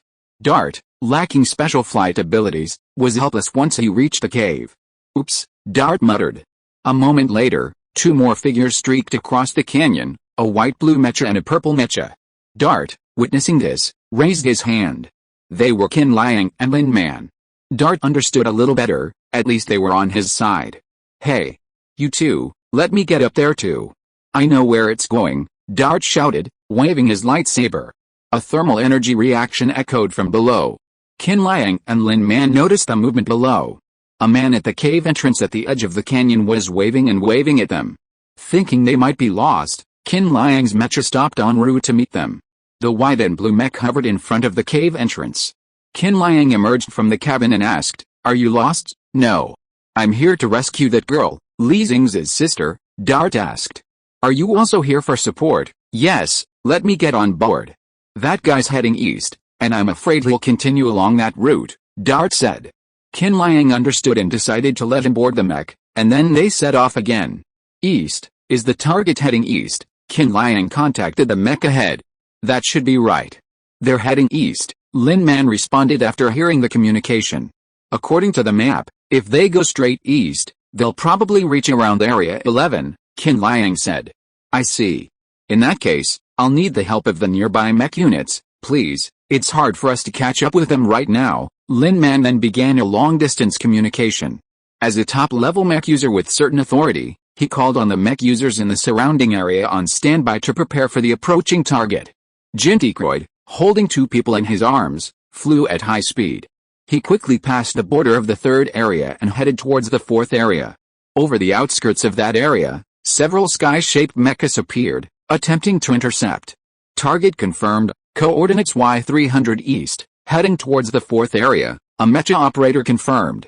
Confirmed, the target is holding a hostage. Please attempt to capture them, Qin Liang said. Understood. Several mechas then charged towards the golden figure. One, armed with a laser blade, struck the target, only to be swiftly evaded.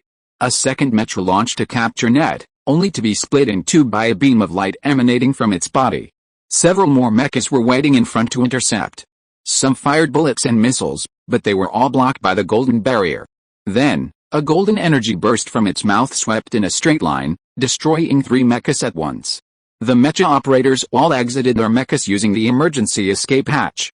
The enemy is quite formidable.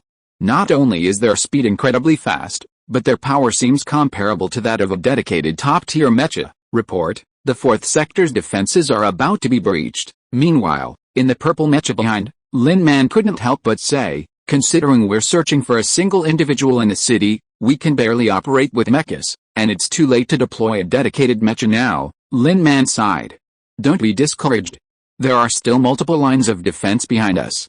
We must stop him at all costs, Qin Liang replied. Our search continued until noon, but Piaoxo and I were unable to locate our target. This was not only true for us, but also for the other searchers. This likely meant the enemy was no longer in Clay City. Otherwise, it wouldn't have been this bad. I recently received intelligence from Qin Liang that my sister seemed to be in the hands of Jintikroid on the other side. But at this moment, I couldn't focus solely on that one area. It was a difficult decision. Since Piaoxu and I had decided to track him down to the end, we couldn't change our route midway. In Area C, we headed towards the park, our primary goal being to rendezvous with the others. We reached the park entrance and headed towards the central square. Soon, we spotted a few familiar figures by the fountain. Jiuhua, the squad leader, and Diaribo. They were waiting there. I caught their eye, and Diaribo waved, saying, "Come this way, Xingze." We walked over. Seeing us, Diaribo asked, "Who's with you?" "She's a comrade from Guanghu Township." "Really? She seems very reliable," Jin Jiuhua said. She showed no signs of nervousness, her usual self. "What do you think that person is going to?" I asked. "About that, we learned about the stone slabs from the city map," Lin Qin said. "What are they?" I asked. "Some secrets about the general that will narrow our search area," Jiuhua said, and together with Lin Qin, they began to explain. It was information about clock towers. It was said that the general had secretly begun constructing clock towers in specific areas around the new century capital 10 years ago. Those clock towers were likely connected to the ritual Capo was about to perform. Because the clock tower and the ritual connection points on the stone slab are very similar, there are 21 in total. Lin Qin placed a map of the new century capital on the table, with 21 marked on it. One of the 21 is the destination that person is heading to, 21 encompasses a total of 35 areas. While it might be considered a narrowing of the scope, it's not very meaningful. What if we narrow it down to Clay City? I asked. That leaves 3, really? As long as we secure the 3 locations in Clay City, then, I couldn't help but say. We're already doing it. There's surveillance around the clock tower. Chikuhunamachi had already arranged soldiers to guard those areas. How quick, I exclaimed, then added, next, I plan to continue tracking the possessed spirit. Seeing this, I made my decision, and Pyaoxu followed behind me, saying, me too. If it really works as they say, then that's great, but I can't be so optimistic. Next, I'll continue tracking the possessed spirit with radar. That's a good decision. We're leaving soon, right? Jinjiuhu looked at me and said. I nodded, indicating that it was indeed the case. Come on, Lin Qin said. I nodded again and headed towards the direction indicated by the radar needle with Pyaoxu. If you're listening to this novel on a channel other than Fanfic World, it means they downloaded and uploaded it without effort. We cordially invite you to visit our channel, Mundo Fanfic Novelis. There you'll find the original version of this story and you can explore many other novels of various genres. We're waiting for you to immerse yourself in a world of incredible novels. Chapter 136 The Thorny Road. At 3 o'clock in the afternoon, Acapulco was somewhere on the outskirts of Clay City, ready to enter the city. He had come out because the city's security was too tight, and staying there felt suffocating. However, to fulfill his wish, he was about to head there again. So far, everything had gone smoothly. Jintik Lloyd had taken the girl away first, and all that remained was to reach the final destination. The clock tower near Clay City might be under surveillance, but that wasn't a problem. Even if someone could unlock the stone tablet in the library and learn what Acapulco was planning, it would likely be futile, as only he knew the true location. He hadn't neglected anything. From now on, this was the final leg of Acapulco journey. With this in mind, the hatted man set off into the city above Area 11. A golden figure was circling the surrounding Mechas. Since this morning, more than 15 Mechas had been destroyed. Meanwhile, Qin Liang and Lin Man had caught up with a golden figure, Jintik Lloyd. Qin Liang approached the target from behind. The white wings on the rear of his blue-white mecha suddenly glowed, and light particles scattered from them. He immediately accelerated upwards, using full speed to close in on the target in one breath. The blue-white mecha, holding a silver sword, slashed at the flank of Jintik Lloyd, but was blocked by the shield of the Shining God. Although it failed to cause damage, it did slow down the opponent to a certain extent, causing him to tilt slightly. Qin Liang activated the gun mode in the next moment. The blue-white mecha passed from below, releasing bullets from its front arms one after another.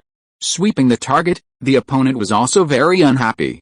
Turning around, he flapped his wings, scattering a large number of golden light particles, with powerful penetrating power light bullets. The blue-white mecha accelerated again, moving from the side covered with light particles to the other side of the Shining God. 2 silver-white steel arrows shot out from the mech's shoulder, darting towards the target. They were momentarily blocked by the shining shield, but this also slowed the target down. Jintik Lloyd, enraged, suddenly focused his light from his mouth, unleashing a rain of blades that instantly struck the white-blue mech, scattering across a wide area. Qin Liang super accelerated once more, moving from the left to the right front in one breath, while the opponent's attack target followed the white-blue mech's movement. Even if most of the blades could be dodged, not all of them could. A few struck the white-blue mech, causing some damage. At this moment, the purple mech on the upper right, with its chest core gathering red energy, released a beam that struck Jintik Lloyd's back, momentarily destabilizing him. It was a nuclear thermal plasma cannon, normally prohibited. Now is the chance to push it to the ground, Lin Man said, and Qin Liang understood. As he spoke, 2 mechas, one emitting purple light and the other white, charged at Jintik Lloyd's back from both sides. They sent him careening rapidly towards the grassland below.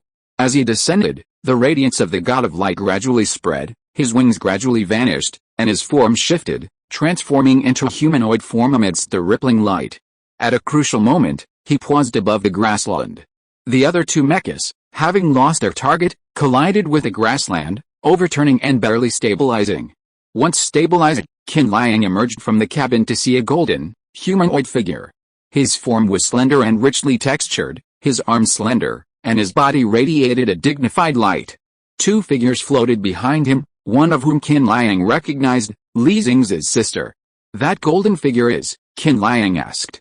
That must be the god of light, right? His appearance has changed, but perhaps for a god, that's not a big deal. Lin Mandao, who had emerged from the cabin together, arrived before the golden figure. Qin Liang looked at the figure and said, "Can you return her to us?" Upon hearing this, the figure remained silent. The surrounding space gradually turned white, like a barrier, with flashes of golden light occasionally emanating from the mist. Suddenly, a volley of blades of light erupted from the mist, forcing Qin Liang to dodge to the side. However, the attacks were incredibly rapid, each one like lightning. Even with the power of the primordial spirit, he couldn't completely avoid them. A blade of light slashed past Qin Liang's shoulder, and more were about to strike him.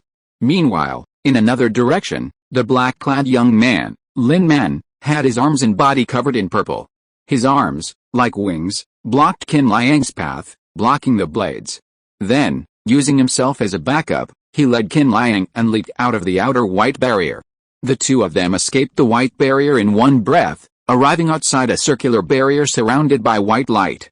Here, they found a grassland with numerous trees. "We're saved? Thank you very much, Lin Man. Are you okay?" Qin Liang expressed his gratitude. "Fortunately, my combat abilities aren't very strong, but my defense is passable." Lin Man patted his slightly sore back. "Really? But then, how can we get in?" Qin Liang said, gazing at the large white barrier. "Who knows? Maybe we need to wait for reinforcements." With such overwhelming attack power, the being within the barrier would likely greet anyone who entered with countless blades of light. Meanwhile, Dart emerged from his mobile suit as a capo entered Clay City from the border of Area G. He could sense a distinct aura enveloping him. What was it? A capo vaguely understood it. It was that man, Rock, his remaining consciousness. The remaining consciousness, driven by unfulfilled wishes, struggled relentlessly, unable to escape the immortal consciousness. A capo understood that, within the city itself, it would likely be sensed. No matter how hard they tried to capture me, or anything else, it was all good. This was the final step of the dream, a final step so arduous. Perhaps I should be grateful to them. It felt like a fairy tale, though reality wasn't quite like that, but now there was nothing to worry about. It was almost 4 in the afternoon.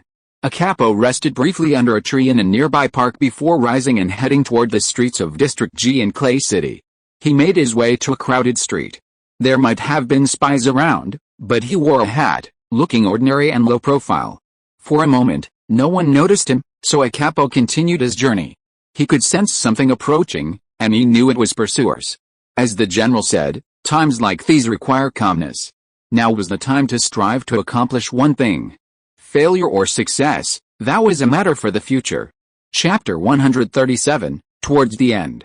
Acapulco traveled along the streets of Area G in Clay City all the way to Area A. The journey wasn't smooth, as he encountered several pursuers, revealing his whereabouts. Using light camouflage, he evaded them and now found himself on the streets of Area A. Although he had escaped Area G, it was of no avail. The search team would narrow their search area, and Area E was likely a target. Therefore, Acapulco entered a nearby clothing store and quietly changed into a low-key outfit, a black short-sleeved shirt, vintage trousers, a blue wig, and sunglasses. His appearance was drastically different, more reminiscent of a delinquent. Acapulco then exited the store's emergency exit and continued on his way. Walking down the street in his disguise, he soon spotted several searchers, some hiding in the crowd, others in secluded areas. They seemed oblivious to Acapulco's presence. While he disliked this, he had to endure to fulfill his goal. If he could escape detection, his movements would be much easier. His ultimate goal was in Area D, not far away. Continuing forward, I crossed the intersection ahead, and a little further on, I'd reach Area F. Just then, a figure came running around the corner behind me. He was dressed in white and green, holding a round watch-like object. It was Xingze. A capo spotted him, surely thanks to the detector. Although I'd noticed the object left behind by the man named Rock, I couldn't avoid it. I'd evaded the searchers, but I'd forgotten his presence. At that moment, the needle on my radar was pointing at the blue-haired man. His rather flashy attire obscured his face, making him suspicious. It had to be him. With that confirmation, I swiftly made my way through the crowd and approached him. "Is that you, a capo?" He looked at me with a strange expression. "Ah, a capo, even after all this, I still hope you'll return my sister to me, so that everything ends." What a shame. With that, a capo vanished from my sight. His invisibility was based on light camouflage. It was invisible and hard to feel, but the shadow was there. I locked onto it and kicked it, bringing it to light. It's too late. Instantly, a capo leaped into the shadows and began to flee, running towards Area F. His light energy was running low. This was his last attempt at invisibility. He had to use up all his energy to escape him. Racing against time, a capo headed for Area D as fast as he could. Gazing at the retreating figure, a capo Croyd wasn't as invincible as he'd imagined.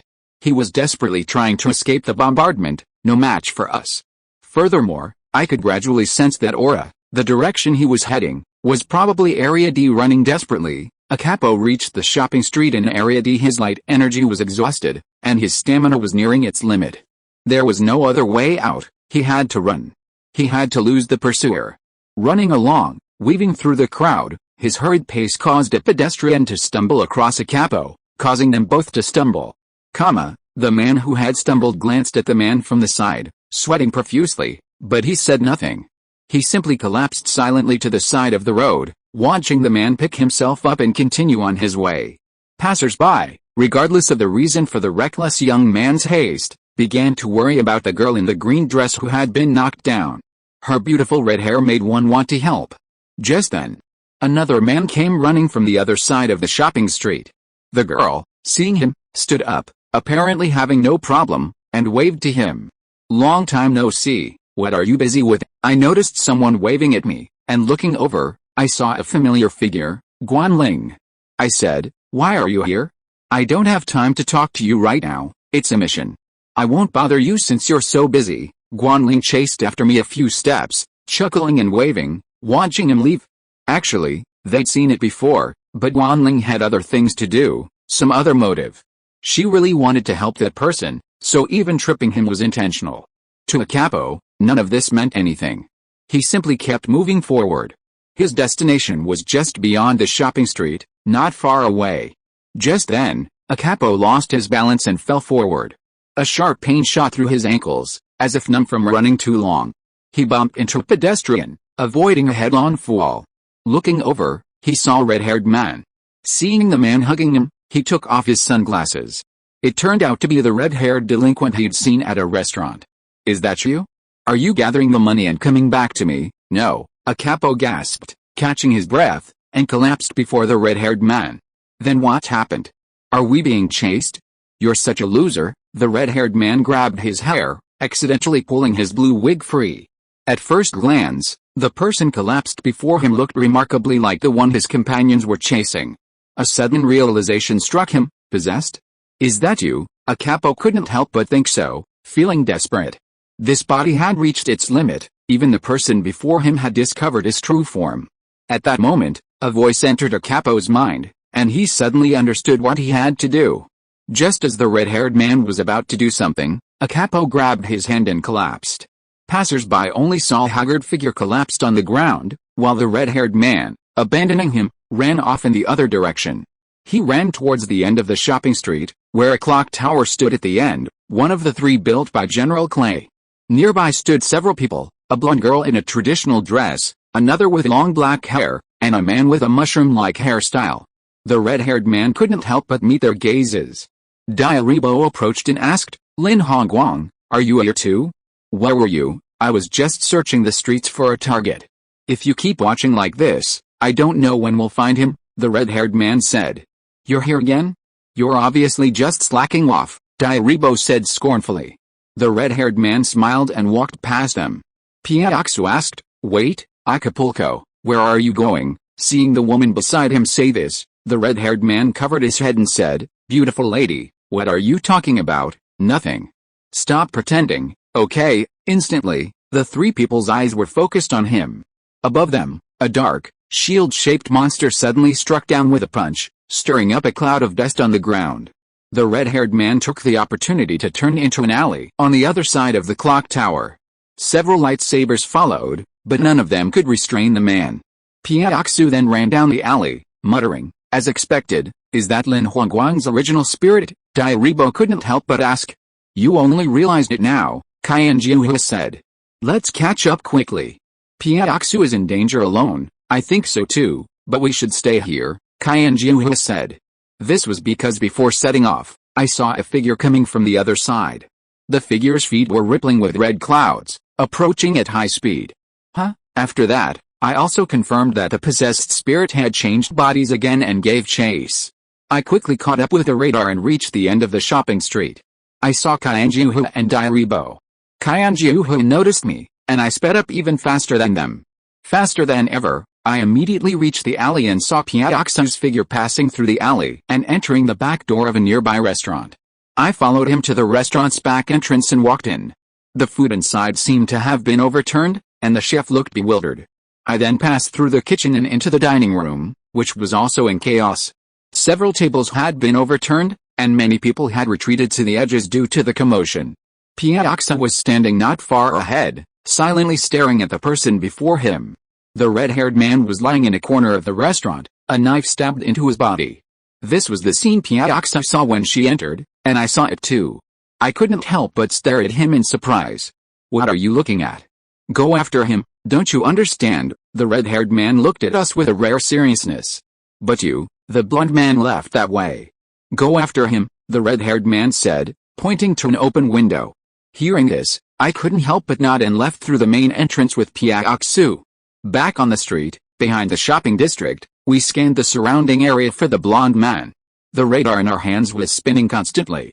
We wondered what was happening, as if it couldn't find the target. What should we do? The radar isn't working, he must be nearby. Find him, Piaoxu said. We looked around and spotted a blonde man running toward an ancient clock tower next to a museum. There, I said, breaking into a run, chasing him. Piaoxu followed. I leaped to the tower in one breath, only to see him ascending the steps. I followed. The blonde man, panting, climbed with all his might. After several circuits, he reached the tower's highest level. In the center hung a massive golden bell. The man reached out a hand and touched the circular pattern on the bell. A golden light slowly enveloped it, and the bell began to sway. He lowered his hand, and words appeared on the ground where he had touched, signaling the start of the ceremony. At that moment, the golden bell began to sway slowly, emitting a clear, resonant sound. The man couldn't help but breathe a sigh of relief. Even when he saw Xingze following closely, he remained silent. I won. A capo stood at the edge of the unguarded platform, raising his hands to the sky. The scene before him was the golden bell swaying continuously. The man had slowly walked to the window of the upper floor, taking in the surrounding scenery. As the golden bell swung, the same sound gradually echoed around the streets. The crisp twang of wind chimes, 21 bells on the tower simultaneously ringing, echoing through the city as dusk fell. Looking at the man standing by the window, looking incredibly satisfied, I approached him and asked, "What's there to be happy about? What did you win? This game of chase is over. I am the final winner, is that so?" "Yes." "Farewell, Xingze." His eyes slowly closed, and he tilted his head back toward the platform. At the foot of the clock tower, Piaoxu saw a man falling from the sky. She slowly reached out and caught the falling man with one hand, then gently placed him on the ground. We all felt something at this moment. The streets were changing. Chapter 138 The Golden Kingdom. The dusky streets were now filled with the intermittent chimes of bells, clear and melodious. The sound reverberated, transforming the streetscape like the rising sun and the receding tide. Above this vast metropolis, a brilliant light shone, a golden glow illuminating the land, transforming the surroundings. The scene was truly wondrous. The city, the streets, everything here, suddenly became radiant and bright. The radiant light evoked a sense of peace, a sense of wonder and mystery, like a familiar home near the border of the 11th area. On the grasslands there, the god of light, Jintik was enclosed within a white barrier. At this moment, with the ringing of the bells, it shone and resonated. Outside the barrier, many people gathered there on quests. They tried every possible means to break the barrier or penetrate it, but could not. They could only watch helplessly as the white barrier remained, unable to enter. This was the case with Qin Lang, Lin Men, and the others who followed.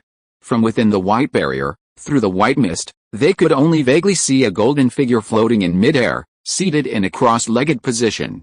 Suddenly, A flood of golden light surged from the barrier, instantly covering the surrounding area. The earth shook slightly, and the sky rapidly shifted colors. Everyone was baffled by what was happening before their eyes, but they weren't frightened either. They didn't know what to do, as the scene before them was beyond their comprehension. In a flash, as Jintikroid unleashed his radiance, everyone was engulfed in a sea of gold. For a moment, the city was shrouded in silence within that golden sea. Within the white barrier, the king's body transformed into light and merged with his young daughter, becoming a different being. The light faded, and the sky was a golden radiance. The new century capital, this metropolis, had taken on a completely new look: tall, delicate golden towers, a ground covered in golden sand, and surrounding buildings of exquisite golden construction and glittering streets. The vast river that flowed through the city, its crystal clear water reflecting the golden sky and clouds like a mirror. People leisurely strolled through the streets and other places, each minding their own business, unfazed by the gentle light. Under the gentle glow of the water, this was their home, a place of comfort. This was the Golden Kingdom, a land created by the wishes of two people. A young girl in a red dress sat on the edge of a tall golden pagoda, surveying the surroundings. She couldn't help but smile and hum a soft hum, expressing her joy. A cool breeze occasionally blew around, cooling her. Feeling the breeze, she sat and gently stretched out her body. She felt no desire to do anything but admire the scenery. Listening to the clear, melodious music, she closed her eyes and remained silent. After a while, a young man approached from a short distance above the tower, deliberately moving towards the girl atop it. Soon, she opened her eyes and gazed down at the young man watching her. "Shuhua, long time no see. How are you?" I looked up at my sister who was sitting on the edge of the tower and said. At this moment, she looked different from before. Her appearance was more solemn and beautiful, and her head was decorated with bright golden petals. This was just a superficial change. "Brother. I'm fine, you'll know when you see me," the girl replied with a chuckle. "That's good, but you're up there, it's dangerous, so please be careful. Compared to that, do you think this place is beautiful?" Hearing that, I looked around and quickly responded, "It's beautiful here, probably the most beautiful place I've ever seen." Hearing that, the girl smiled and said, "Where exactly is it?" "Tell me." "The city, the dazzling buildings around here, the colors of the river and sky, the echoing sounds. It's changed a lot here. I just don't know if the residents can adapt to the environment so quickly." As I said this, the girl above me nodded repeatedly. Yeah, it's okay. With a shining light here, no one will feel uncomfortable here. It's as familiar as home. And no one can see me because I'm the god here, so that's how it is. It's an incredible power that allows people to naturally adapt to this place. I think if this place becomes a scenic spot, it will be famous all over the world. No, I don't plan on that. This is the country we have established. Is it a golden country? Yes, a golden country. Gold symbolizes immortality. If that's the case, has your wish been fulfilled? My wish, exactly. You may look like my sister, but I know who you are, I said. Hearing this, the girl's smile remained unchanged. She stood up and said, "Jintikloid and I wish to create an ideal kingdom and protect its peace. Is that so?" "I see. You're a rare sight, unaffected by this place and able to meet me directly, so I didn't have to tell you." Hearing this, I said, "Let me tell you what I think. The scenery here is incredible. It was created by you and the God of Light. It exists, and it's a beautiful place. But there's one thing wrong. It's not permanent. It will disappear." "What do you mean?" "Like dreams and fantasies, there's a time to wake up. How long can your kingdom last?" "It will exist until the end of the God of Light's life. With me, it would be a nice place to continue existing. Unfortunately, I want it to return to its original state," I said. "If you insist on thinking that, all we can do is expel you." "Really? I'll do that." At these words, the girl above couldn't help but let out a fearless smile. She extended a hand, and the golden figure immediately appeared before my eyes. "The God of Light, the supreme god of the realm? You can't win in this state, really?" Hearing my challenge, the girl continued to smile. Then, the golden figure before me released a golden beam from its hand, crashing towards me like a wave. A golden protective wall immediately appeared before me, neutralizing the incoming attack. The enemy's attack energy was immense, and it continued to impact me continuously. The light wall in front of me gradually changed color, from platinum to red gold to purple gold. Finally, it blocked the force. At this moment, I gradually rose upwards, illuminated by the light, slowly reaching the same height as the girl. No effect? What's going on? It should be the god of light in his full state. She looked puzzled for a moment. And no wonder, even if it wasn't a full-strength Genticloid, my strength would have been too great to stop it.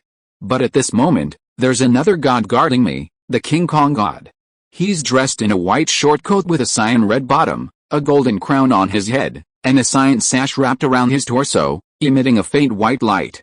He's right beside me. Thanks to the power of this place, my original spirit can become a being equal to the god of light. Is that so? No, I can't get here either. No wonder, it's unaffected by this place. Is that so? She understands, and smiles with joy. You truly are the one who can give me the most surprises. Chapter 139 Liberation. I slowly reached the other end of the tower and stood beside the girl. Are you going to break up with me now, my mortal enemy, or will you coexist with me in this kingdom? She began. We turned and looked at each other. I told you, this kingdom will disappear, I said. That was my answer. Neither coexisting with a kingdom nor breaking up with it was a choice.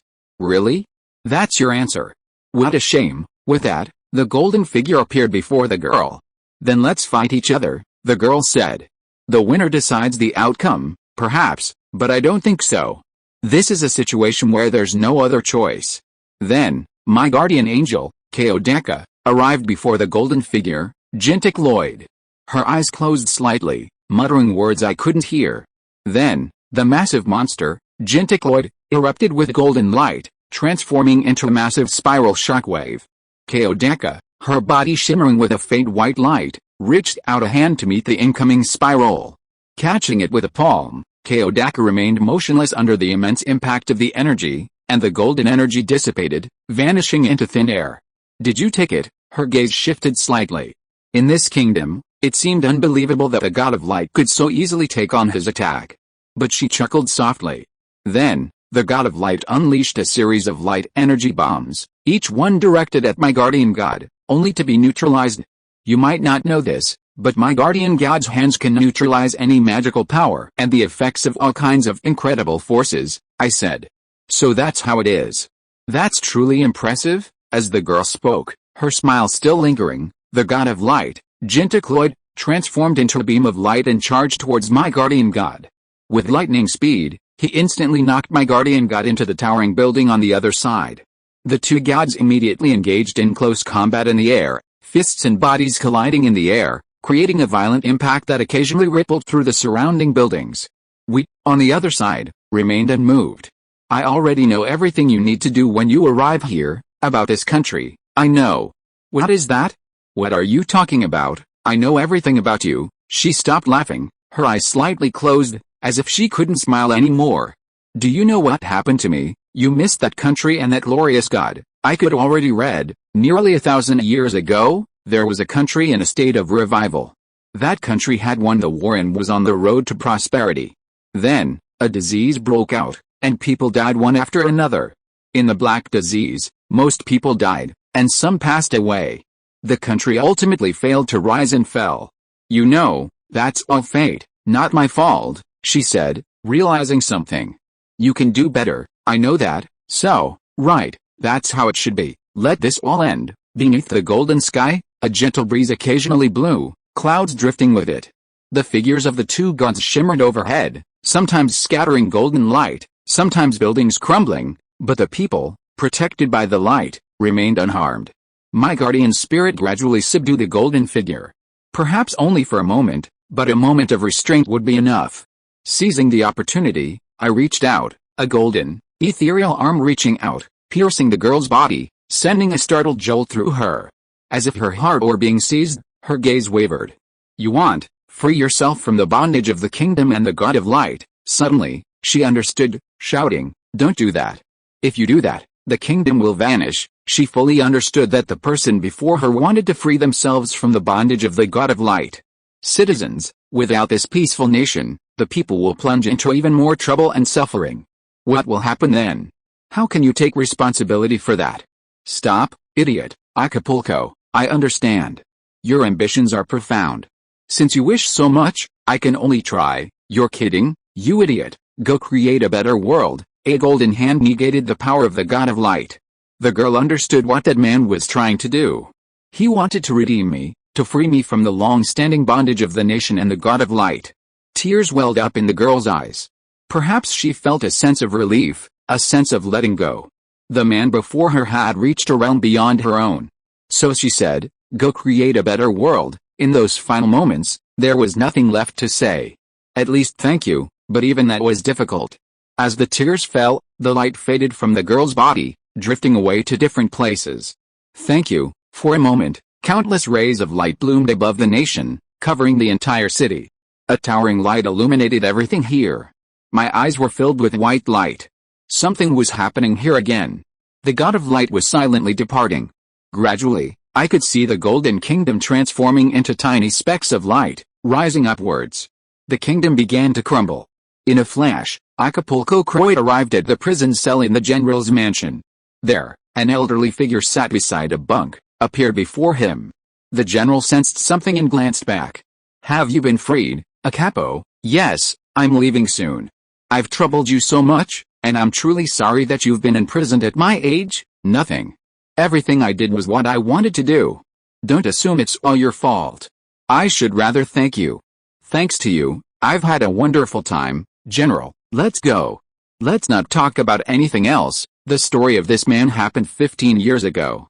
Wounded in battle, the general suddenly realized why he existed and why he died. Unable to discern his own destiny, he met that man and, together, they orchestrated this grand plan, a journey that continues to this day. As he spoke, that man left. Truly an interesting figure, it was a cause for deep sorrow. The golden kingdom crumbled, the earth around it trembled slightly, and the city slowly returned to its former state. The girl in the red dress, Li Shuhua, was now slumped in my arms. She slowly opened her eyes and looked at me. "Brother. I finally see you, long time no see, Shuhua." "Yeah," Shuhua nodded softly, embracing me. Particles of light were rising, and the previous appearance of the new century capital was gradually revealed before our eyes. "Get ready to leave here." I held her and slowly stood up, gazing at the soon-to-disappear Golden Kingdom. This was the place where people's hopes were placed, but now, with the shattering of dreams and fantasies, it was returning to its original state. Chapter 140 Follow-up. The glory faded, and night fell. It was night, and the new century capital was as quiet as ever. In a prestigious hospital in Clay City, a woman, after confirming with a nurse, was heading to her designated ward.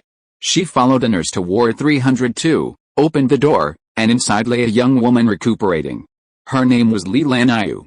She had recently heard that her sister was safe, and now she seemed in a better mood. "This is a quiet single ward." Seeing the nurse and another familiar figure coming in, Lanayu couldn't help but sit up and said, "Mom, are you here too?" "Well, I heard you were injured, so I came here specially." "Are you okay?" the woman said. "Of course, I'm totally fine." Lanayu stood up and said, regardless of the bandaged wound. The nurse next to the woman hurried forward and said, "Don't be so reckless. You have 2 fractures above and below." At this time, the nurse who was checking on the other side of Lanayu responded, "It's okay. Her injuries healed incredibly fast. She's almost healed in just a few days. It's time to remove the bandage." The nurse next to her was surprised. The woman walked to Lanayu and chuckled, "Haha, she's my daughter after all. She's fine now. Thank you nurses for your care." Then the 2 nurses left the ward. Lanayu lay on the bed again, and her mother was peeling an apple. "It's been a while since we last met. Seeing you like this makes me feel relieved. I'll be leaving soon. Take care of yourselves." "Well, why don't you wait for your brother to come here before you leave?" Lanayu said, lying on the bed. "He and I rarely interact, but I'm not too worried about him." "Why?" Hearing this, the woman replied, "Because you're here. There were indeed some problems before, but they've all been resolved, like the time when he didn't want to live with you. But you two seem to be doing well now, and I don't want to say anything more." "Really?" "Yes, I know you can take care of him, just barely," Lanayu said, covering her head. "Lanayu, the bond is stronger than that between parents, couples, and siblings, is that so?" At this time, the woman peeled the apple and handed it to Lanayu, who was lying on the bed. "You two should get along well in the future. This is what I want to see before I leave." "That's good," although Lanayu's mother said that, in fact it was not that good. There were times when they quarreled, times when she was angry, and times when she was studying with herself, while she was looking for other people at the same time. There were always problems like this. Of course, Lan Yu still couldn't say them. Then I'll be leaving first, have a safe trip, Lan Yu nodded, and her mother walked out of the ward. Shuho and I were also scheduled to go to the hospital, but our destination was different from Lan Yu's. Shuho was going to Rock's place, where he was supposedly still in critical condition. After discussing it with Shuho, she decided to go into the hospital alone, while I waited on the street outside the hospital. The city had truly returned to its previous state. Regardless, this was the outcome. Some people would certainly dislike it, but perhaps others would be satisfied. If it were somewhere I couldn't see, it might be a nice place, but why? Perhaps it was fate. Shuho went to Rock's emergency room and helped him with his treatment. Under the light's radiance, he soon recovered significantly. He had dozens of wounds, but miraculously, none of them hit vital parts. Perhaps he protected himself at the last moment, a man of great luck. After a moment, Rock felt a familiar warmth and opened his eyes, catching sight of the girl he dreamed of saving. Li Shuho, did you save me again? Yes, but it's mutual. You came to save me, too. Hearing this, Rock couldn't help but chuckle. Could a favor ever be repaid? He no longer cared about that some profit, some lose, and some are transformed by it. For example, a certain girl gains something, yet no one knows. And then there's the red-haired delinquent, now rushing home. Having encountered so much, he's finally decided to apologize to his parents, even if it means kneeling in tears. There are many people and events I can't see, things connected to me I can't know right now. In the aftermath of the General's Mansion incident, General Lin Xing was demoted 5 ranks for harboring a possessed monster and colluding with it, resulting in numerous detrimental consequences for the city and the government. Secondly, Sergeant Major Li Fen-Eckerd, upon a report from someone with irrefutable evidence, was charged with knowing the general was in contact with a non-human being and not only failing to stop him, but colluding with and aiding him, allowing the possessed person to have various conveniences, thus causing various harmful consequences for society. Sergeant Major Eckerd was demoted 4 ranks and received corresponding penalties. The soldiers associated with him also received corresponding points deductions from their honors. The general, who was demoted 5 ranks, resigned and returned home due to his advanced age, at 60, and was exempted from punishment due to his past merits. At night, I continued to wait on the street in front of the hospital. Despite the recent large-scale incident, the pedestrians around me were as usual, with almost no memory. In front of me, an old lady with a cane was slowly walking to the side of the street corner, looking around left and right. She seemed to be lost. I walked up to her with nothing to do and said, "Hello, old lady, are you lost?" "Well, that's right. It's so big here. I can't even count how many areas there are, but it's still very beautiful at night." "That's right. I thought so when I first got here." "Where are you going?" I asked. "It seems to be near the 11th area. I'm going to see my son there." "Then you have to take the train. You can take a taxi to the nearby train station." "Really? Thank you so much." As I said that, a taxi passed by and was stopped by me. Then the old lady went in with her suitcase and cane. A moment later, a girl in a red dress emerged from the hospital's main entrance. Seeing her, I walked over to her and said, "Shuho, have you finished everything you need to do?" "Yes, Rock is out of danger," Shuho said with a smile. I nodded. "That's good. Next, let's go visit Lan Yu before we go home." "Okay." With that, we walked towards Lan Yu's place. My mother had been there earlier, too. She'd heard that Lan Yu was almost fully recovered, so if nothing unexpected happened, we'd just go and welcome her home. Chapter 141 Curse. A new day dawned, the sky clear. Shuho and I were heading to school today. Half a month had passed since that incident at the General's Mansion, and we had all returned safely. The Academy had taken this as a warning and would be increasing student protection measures. Autumn had already arrived, and the temperature here dropped rapidly with the changing seasons, making it time to change into fall and winter clothing. We arrived at the Academy as usual and entered our assigned classrooms. By now, almost all the students in the class were present, and the students here were generally punctual. As we took our seats, we could hear our classmates discussing various topics, many of which focused on future academic advancement and the annual New Century Capital Mecha Exhibition and Peace and Public Welfare Comprehensive Competition, also known as the Mecha Conference. As expected, after entering college, It's best to join an alliance, a classmate said. That's right, but the alliance's requirements are very strict. Those with original spirits are better, so they can easily enter, another person said. I'm still planning to join the public security department, another person said. That's a good ambition. If that's the case, you can consider joining the military. From what I've learned, many of my classmates are interested in joining the alliance. Currently, there are several major alliances in the New Century capital. Mecha City is the main base of the Guardian Alliance, promoting love and peace, recruiting individuals with special abilities, and qualified mecha users. Shuai City is the main base of the Green Alliance, with its headquarters in the city center. It focuses on protecting the natural environment, exploration, area surveillance, and other public welfare activities. Both sky forms and ground forms are good choices. Beiho City is the main base of the Holy Feather Alliance, with its headquarters in the city center. It mainly employs sky forms mecha users, including the radiant forms, which, like the above, are special organizations created in the early days. The alliance offers many special privileges. Those who join generally receive guidance from experienced individuals, potentially significantly improving their overall abilities. Those with primordial spirits also receive special training methods, making it considered a desirable place to be. However, I'm not planning on joining the alliance. If I have to decide after graduation, I'd rather join a department within this academy. Shulei slowly approached me and said, Brother, everyone's discussing this. Have you decided where to go for further education? No, I haven't thought about it yet. It's so easy. I'm so envious. Elite level players can go anywhere. Diaribo, who is not far away, smiled. That's not the case. Those alliance entrance exams aren't just based on rank, I replied. It wasn't because of what they said. Before reaching elite level, I had contact with the Guardian Alliance and participated in some of its challenges on missions. I endured a lot of hardships back then. Is that so? A moment later, the homeroom teacher arrived, and the students returned to their seats for the first class of the morning. The teacher mentioned something about a mecha tournament, and naturally, our school would participate.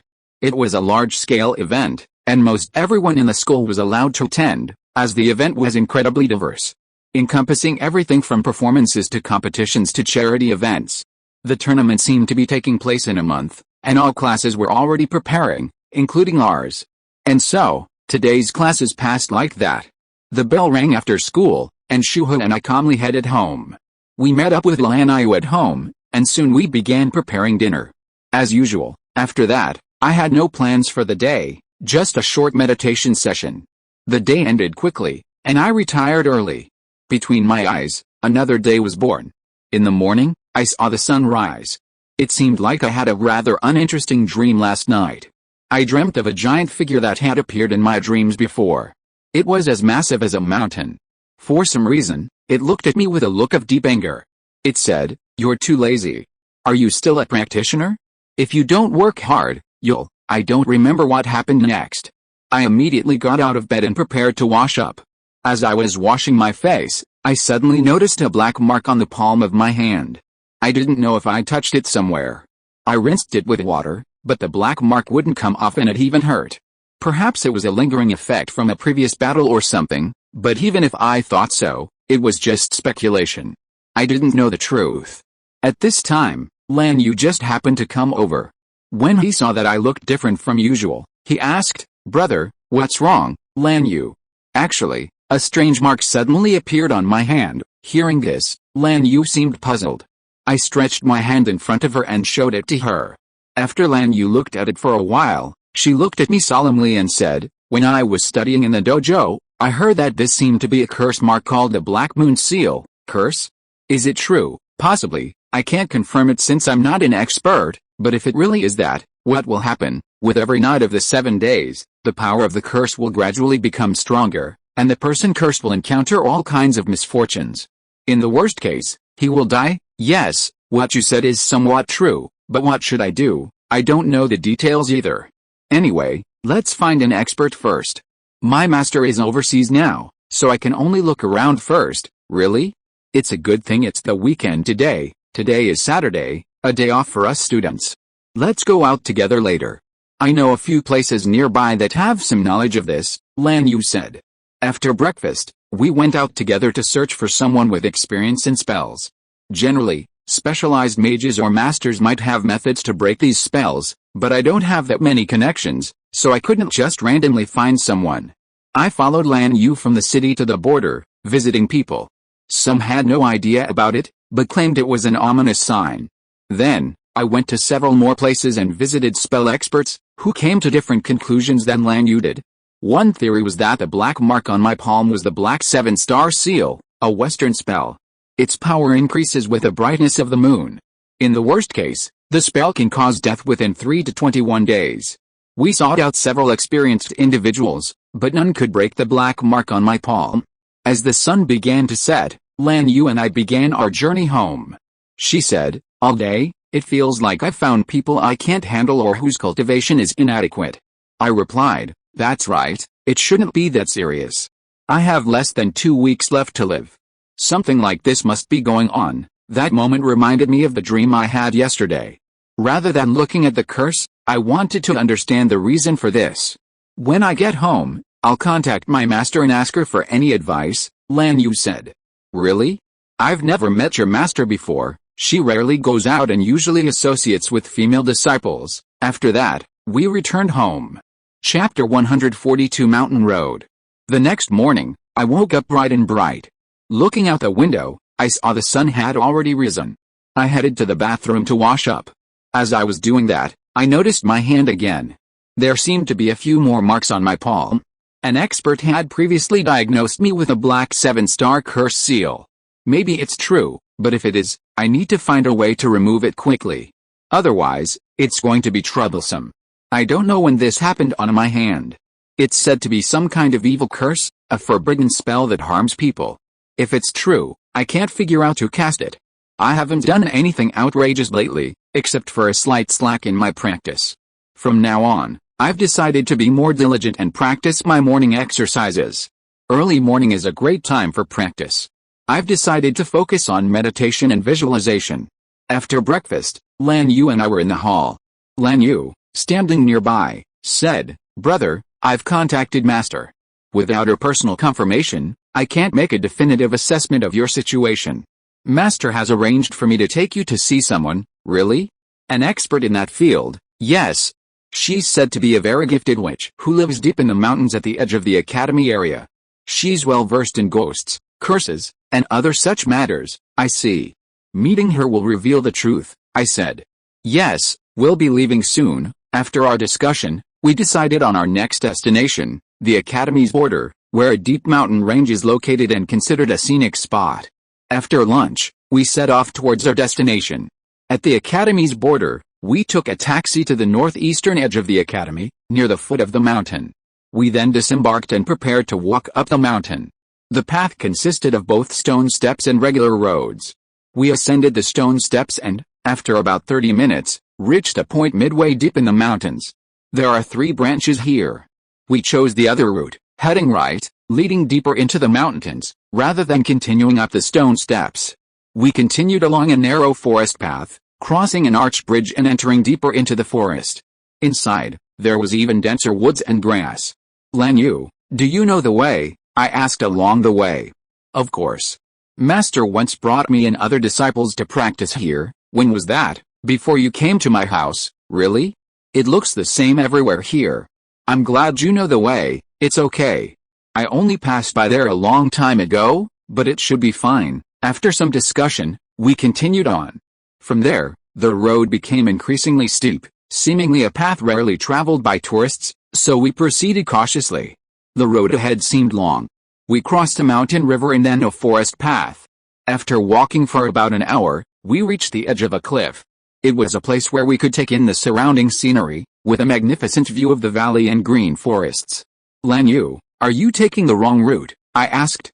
"Huh? The mountain roads are definitely tricky. They look the same everywhere," Lan Yu said, gently clutching the back of her head.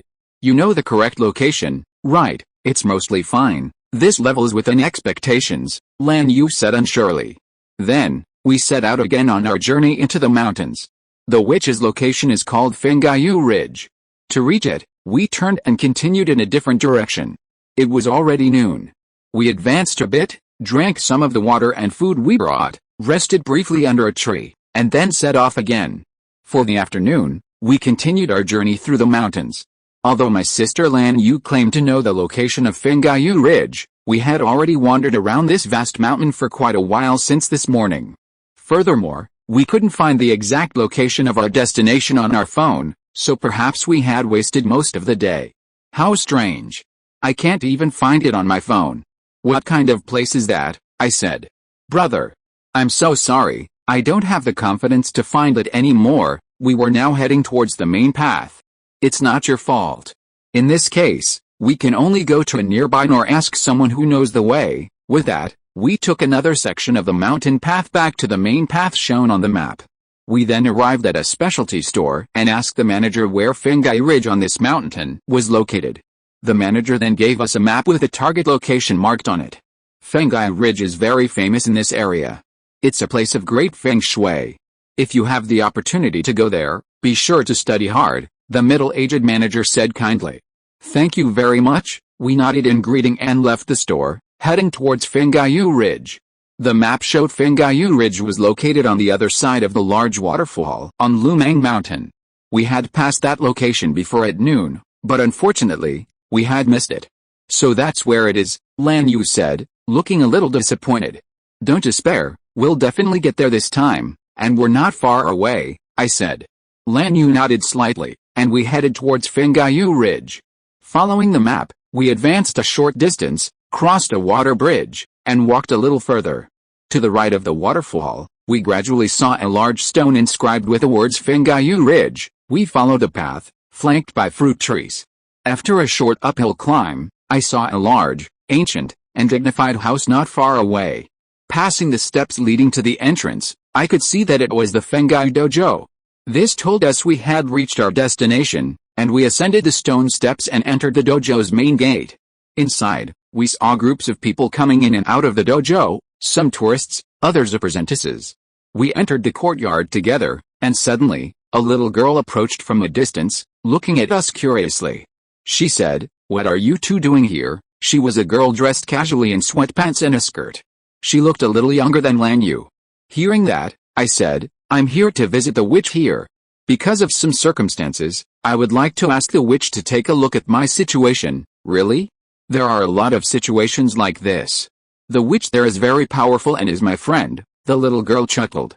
Then, can you take us to see her? Hearing that, the girl with short hair thought for a moment. Big brother and sister, have we actually met somewhere? After hearing that, Lan Yu and I couldn't help but look at each other, and it seemed that we had no impression. Have we met somewhere? Yes, the little girl said. I don't have much impression, Lan Yu said. Hearing that, the little girl didn't seem happy, and said, think about it. If you guess right, I will take you to see the witch. Otherwise, we can only wait until tomorrow, eh? We couldn't help but be stumped by her question. Looking at the girl in front of us carefully, we always felt that she was a little familiar. Maybe we had really seen her before. If you're listening to this novel on a channel other than Fanfic World, it means they downloaded and uploaded it without effort. We cordially invite you to visit our channel, Mundo Fanfic Novelis. There you'll find the original version of this story and you can explore many other novels of various genres. We're waiting for you to immerse yourself in a world of incredible novels. Chapter 143 Visit. We were all at a loss for words when faced with the little girl's question. I had a vague sense of familiarity with this little girl, but I couldn't place it. Just then, a woman in a gray robe approached. Seeing the little girl standing before us, she said, "Are you out here playing a joke again?" She approached the girl, took her hand, and began to lead her away from us. Hey, wait, they haven't answered my question yet. Wait, the little girl seemed reluctant as she was led away from us. At that moment, the woman turned, bowed, and said, "Excuse me, what brings you here for?" I replied, "Yes, my sister and I are here to see the witch here. I've been experiencing strange symptoms lately, and I've heard she's very skilled, so we wanted to visit her." I see. It's fate that brings us here. The witch is resting in the dojo. If it's urgent, go inside and see her now. Okay, that's exactly what we'd like to do. If you don't know where she is, it should be fine to ask someone inside the dojo. With that, the woman led the little girl toward the other dojo. We then headed straight ahead, towards the front of Xingze Dojo. We reached a large door and stepped through the threshold. At the doorway, a woman was lighting a lamp. Beyond it lay a large room with a tiled floor. There were a few people walking around inside, some apparently from the dojo, others tourists. We looked around the dojo, observing only 3 solemn stone statues in the center, where people were offering food and other items. As for the witch we were looking for, we had no idea who she was, what she looked like, or what she was wearing. Surrounding her were other women dressed similarly, and a few men. I could confirm they were locals. There is no other way. The woman in the dark blue robe standing aside looked at us, walked over and said, "Isn't the girl over there a disciple of Xuan Ai?" Hearing this, Lan Yu looked over and said, "That's right, I am a disciple of Master Xuan Ai. I heard that Master Xuan Ai said that you would visit here with another person today." The woman said, "Is that so? The master is really thoughtful." "That's right. She takes good care of her disciples." "Is the one next to you the other visitor?" asked the woman in the dark blue robe. "Yes, that's my brother," Lan Yu replied. "It's really rare. Generally, few men are recommended by her," the woman said again. After speaking, I remained silent. The woman in the dark blue robe said, "This may show that you are a more unusual person. I dare not talk nonsense here. Let's go. I will take you to that adult," the woman in the dark blue robe said, and began to move forward. We followed behind, and along the way, Lan Yu asked, "Are you a friend of Master's?" "I'm your disciple." "Really? I'm about the same age as Master. As for age, I'm a little older than Xuan Ai, but that's not a problem at all. When you meet that Master, you'll understand what's most important." We followed the woman in the dark blue robe all the way, passing through another door on the left ahead. We walked along the corridor a short distance and arrived at the door of another house. There was a sign beside it saying, "Please remove your shoes upon entering," so we did as we were told. We stepped over the threshold and found a spacious, wooden floor. At the front, a girl sat in a white dress, seated on a golden cushion. Several other women were around her, some cleaning, others tidying up. Seeing the woman in the dark blue robe and the others following, a nearby woman stepped forward and asked, "Senior Sister Xuanhua, are you bringing people here at this hour? Is there something urgent?" I followed Master's instructions and brought people to see Master Xingze here. It's dinner time now, and Master Xingze doesn't usually come out. "No, Xingze will," the blue-robed woman said. "Even if you say that, it depends on the situation," she said, looking at the girl in white sitting on a golden cushion not far away. She had opened her eyes and was looking slightly forward, not focusing on anyone in particular. "It's possible to pass through. Look, she's already waiting for us," Xuanhua said. Hearing this, the woman didn't know what to say and stepped aside. Xuanhua was well respected here, but women were the ones who served witches exclusively. Then he followed Xuanhua and walked forward to the witch in white. Xuanhua said, "I brought 2 people. Can I see them?" Hearing this, the witch raised her head slightly and looked at us. Her dark and hazy gaze seemed unfathomable and definitely not that of an ordinary person. After taking a look, she immediately stood up from the cushion, stood beside us respectfully, and bowed slightly. "Did you want to see me?" the witch said. In front of her was a child who was the same age as Lan Yu, or even younger than her. It seemed that she was asking me a question, so she replied, "Yes, for some reasons I came here to ask the witch to help me look at the abnormality in my hand." At this time, another woman who was near the witch was a little unhappy when she saw the scene in front of her, and said, "Xingze is the Taoist master here. I stood up specially for you. You should have expressed the utmost respect.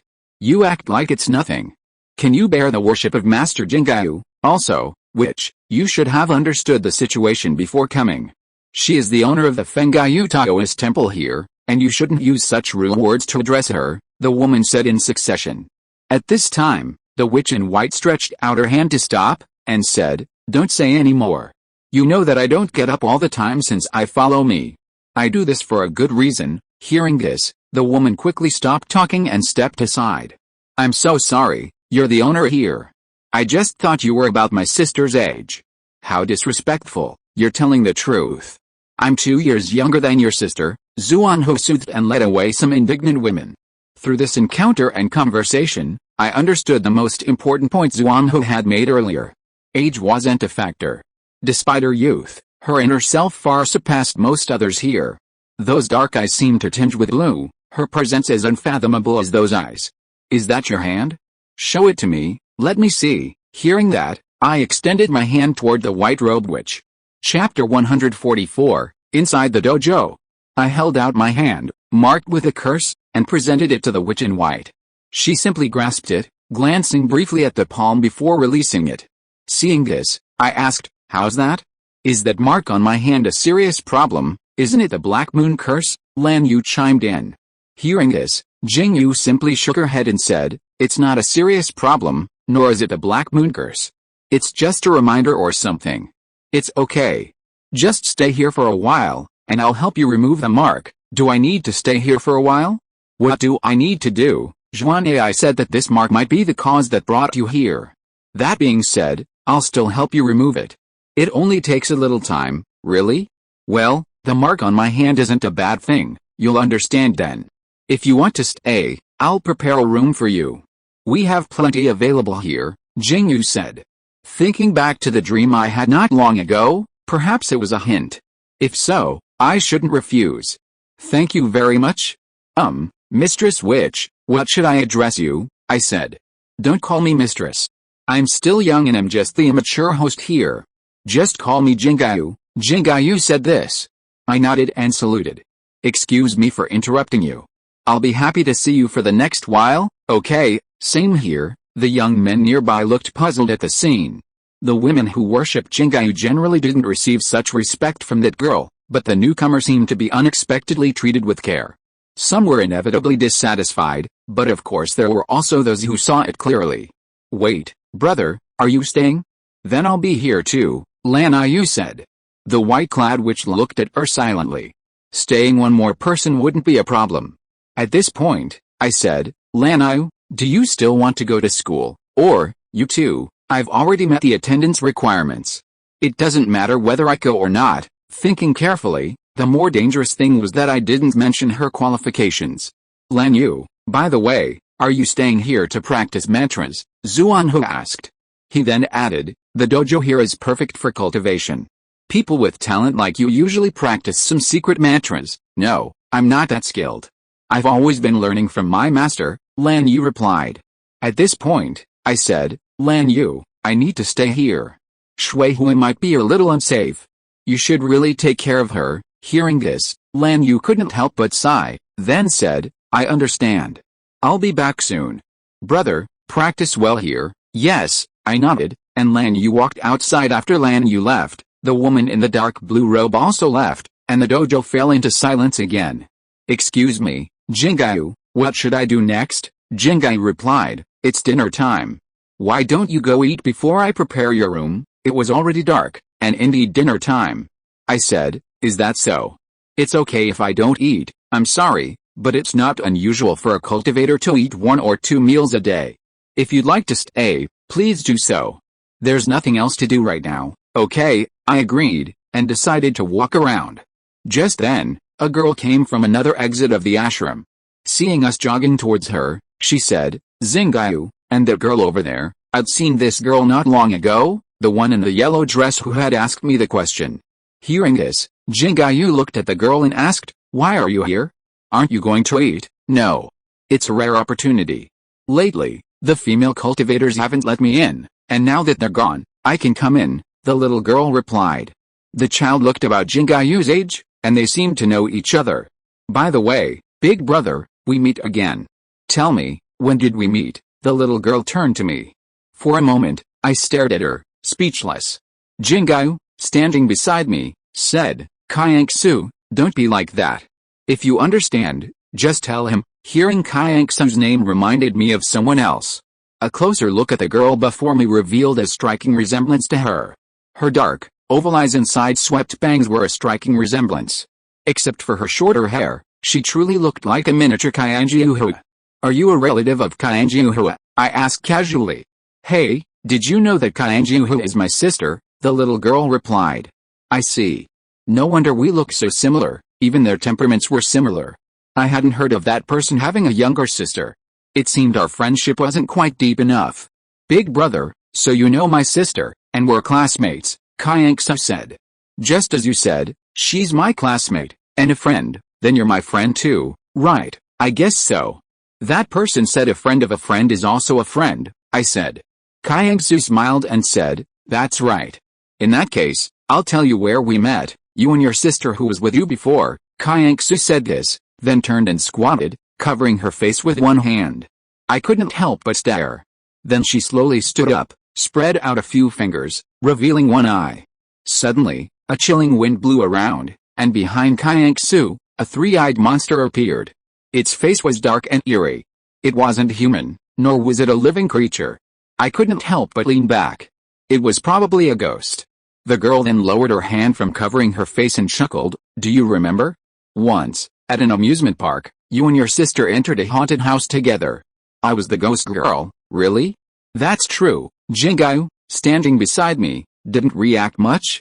She slowly walked over to Xingze and said, "Xingze, it's because you call on your ghost friends to scare people like this that you're ostracized by the women." As she looked at the white-clad witch before her, the ghosts behind her vanished. She said, "I see. This time is special. You also have special powers." Seeing this, I said. Xingze couldn't help but grab the white-clad witch's loose sleeve and hide beside her, looking a little frightened. Xingze then comforted her, indicating that it was okay. She possesses unusual spiritual power, attracting some special ghosts. She also possesses the spiritual power to materialize her ghostly friends, Xingze explained. "I see. As a result, she's also been ostracized by many in the outside world. She can't get along with some students at school. The constant rumors of strange things around her make it difficult for her to interact with others. So, she's not going to school, but staying here to practice." At this moment, the girl, Xingze, stood before me again, looking hesitant. She was a child very similar to her sister, Xingze. I reached out a hand and gently stroked her head, saying, "You're just as powerful as your sister." Hearing this, the girl seemed to recover and said, "Big brother, by the way, there's one more thing I need your help with." Chapter 145 Ghost Girl. Located to the left of Xingze Dojo, next to the dojo's dojo, I was currently alone with two other special girls. The others were either dining or practicing elsewhere. "What can I do for you?" I asked. Xingze, one of the girls, said, "Do you know my sister's phone number? I need to talk to her. I've been here for 6 months, after all." "Is that okay?" The girl in front of me wanted me to call Xingze. Fortunately, I also knew the number of that classmate, otherwise, it would have been very sad. "That's no problem," I said. "Okay." Xingze seemed pleased to see me agree. As I pulled out my phone, I noticed Xingze standing nearby. Since this was her dojo, it would be awkward to call her casually. I said, "Miss Xingze, I need to make a call. I'll be heading outside first." The white-robed witch nodded, and I walked out of the dojo, followed by the girl. We arrived at the courtyard outside the dojo one after another. I dialed Xingze's number, and after several rings, the call was connected. "Hello, is this Xingze?" I said. "Yes, are you Xingze?" "Yes, it's rare that you would call me. Could something have happened?" "That's not the case. I'm currently at the Xingze Dojo on Livmeng Mountain, next to the academy area. For some reasons, I'll be staying here for a while." "Xingze Dojo, if you were there, you should be able to see one of my sisters," Xingze said. Seeing the opportunity, I replied, "That's right, I actually met your sister. She wanted to call you, so I helped dial your number." "Is that so?" "No wonder I called my number." At this time, Xingze began to hand the phone to her, urging her. "That's probably the case. Miss Xingze wants to talk to you. Get ready to answer it," I said. As soon as I finished speaking, Xingze said, "Wait a minute, don't let her answer the phone yet." "Why?" "This is because she is usually very emotional when she talks to me. After all, we haven't seen each other for a long time. If that happens, some problems will arise. Although the difference between seeing each other or not is not that big, it is really troublesome." "Really, my sister, you have often encountered some unusual situations since you were a child." I was the same at that time, but I was older than her and learned to control it quickly. She couldn't limit that power when she went to school, so she couldn't go to school. I don't think that's a bad thing. She is now studying in Xingze Dojo. It's not very good, and the master there is very powerful." "That's right, the master and Xingze are friends, so I let her practice there, and she doesn't hate it. It's rare that you are there too. If there's any situation, please take care of her." "That's all, I understand." As I said that, I handed the phone to Xingze, who was eavesdropping on the side. She took the phone and said, "Sister, long time no see. Are you doing well at school?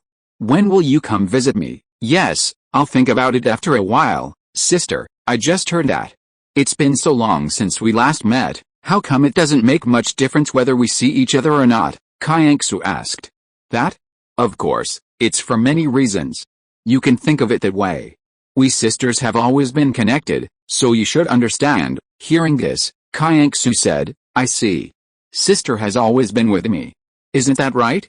My proud sister, standing by, didn't really want to hear it, but I heard it all. They were a good pair of sisters. Even if it was a little subtle because of some of their relationship. After a while, the sisters finished their call. Xingze, the younger sister, looked resigned as she walked towards me, holding the phone. As she handed the phone back to me, a faint aura emanated from her, and I felt a gathering of energy around her.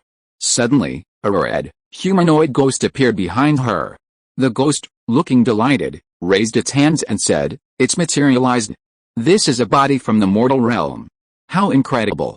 I miss it so much." At this point, I couldn't help but sigh. "Xingze, hey, you're so proud to have called all your ghost friends out." Hearing this, Xingze noticed and glanced behind her. Seeing the ghost, she reached out and gently touched its hand. She looked back, and after a moment of understanding, it vanished. Haha. I didn't mean to. No, it's a good thing no one saw me. If anyone else had seen it, they'd probably be shocked, and the consequences would have been dire. Fortunately, only I saw it. This was probably the potential problem Xingze had mentioned after dinner. It was already night. The female cultivators here usually turned off the lights around 8 p.m., and 8:30 p.m. seemed to be the time for all lights to go out. They lived a life that conformed to the laws of nature. For cultivators, this was considered normal. At that moment, Xingze and I were standing in front of the dormitory courtyard at Fengai Dojo. The dorm manager nearby said, "Women usually live on the second and third floors. Your room is on the third floor, closest to the edge, number 312. Oh, I see, that's good. Here's the key," the woman said, handing it to me. I took it and said, "Thank you." The dorm manager left, and I had no plans to visit any other rooms. I started walking back inside. Xingze followed me and said, "My room is next to yours." "Really?" "That's right, it's number 311, Xingze said with a smile. We then entered the dorm together and went to the third floor. Following the dorm manager's instructions, I walked to the far end of the floor, in a corner far away from the other rooms. I found my room number 312. Across from room 312 was room 311, with the name Xingze on it. It was clearly her room. Room 312 is farther from 311 than the other rooms nearby. Being a man, I understand that, but Xingze, it's probably because people still fear her. She was a child playing with ghosts and goblins. The room across from me is often empty. Only Xingze comes to visit occasionally, Xingze said with a smile. Really? That's nice, but it gets boring sometimes. This is a place for training, after all. How's your control of your power? I've got it mostly under control. You're my friend, too. Good job. You'll be back to school soon. No, I don't want to go back to school. It's boring there. Really? Whatever you say. I'll go back to my room, I said, making to walk towards it. Xingze said, come play with me tomorrow. Why? That counts as training, big brother. We'll talk later. With that, I closed the door and entered the room. Inside was a simple room, a wooden floor, a small bed, a table and chairs, and nothing else. It was bare, with a cool breeze occasionally blowing in from the half-open window outside. It was a nice place. After confirming it, I laid down on the bed and prepared to go to sleep. In the blink of an eye, I fell asleep, and then it was deep into the night. I seemed to feel something. Something touching me, and it also touched the tables and chairs around me, making noises. I had an idea, probably ghosts. Although I couldn't be sure, the person living across from me was Xingze after all. It wasn't a big deal, it wasn't a fierce ghost, and it didn't take long for me to fall asleep again. At 3:30 in the morning, the door of my room opened, and a small figure walked out. I was awakened by it. I blinked a few times and looked over. It was the figure of a little girl in a long skirt. It was Xingze. Big brother, it's time. Let's go out and play. Hearing that, I checked the time on my phone. It was only 3:30, so I said, Xingze, I'm not saying no, but at least let me lie down for half an hour, it's already morning. People here are up around this time. Let's get up too, big brother. It's a rare opportunity. The child before me was indeed a bother, but there was nothing I could do. As if to fulfill Xingze's promise, I got up and went out with her. Xingze, it's still dark. Where do you want to go? I looked out the window. It was still dark, the sky a deep blue. Let's go explore the woods outside, okay, only occasionally, I said, and with her hand in my hand, I stood up from the bed and started for the door. Chapter 146 Morning here. Xingze and I walked down the third-floor corridor. I'd heard that practitioners typically wake up around 4 in the morning, and indeed, it was. It was still quite quiet, with few people around. On the way, I passed a room labeled Xingze, which, if nothing unexpected happened, must be the name of the owner. The door opened, and I saw Miss Xingze. Xingze, are you awake too? Want to go out with us? She said. Oh, to the woods? Be careful, I can't go there, and walked off to the other side. We had no choice but to continue on. I asked, Xingze, what's that? Xingze? That's Xingze's common name. Don't call her that casually, especially when there are a lot of people around, or you'll get scolded, Xingze whispered. So that's how it is. We continued on, descending the stairs and soon exiting the dormitory. The sky was a deep blue, with a hint of stars visible. Surrounding us was a green forest. Opening doors at this hour was unusual. Let's go, Xingze said. We began walking forward, following the path through the woods.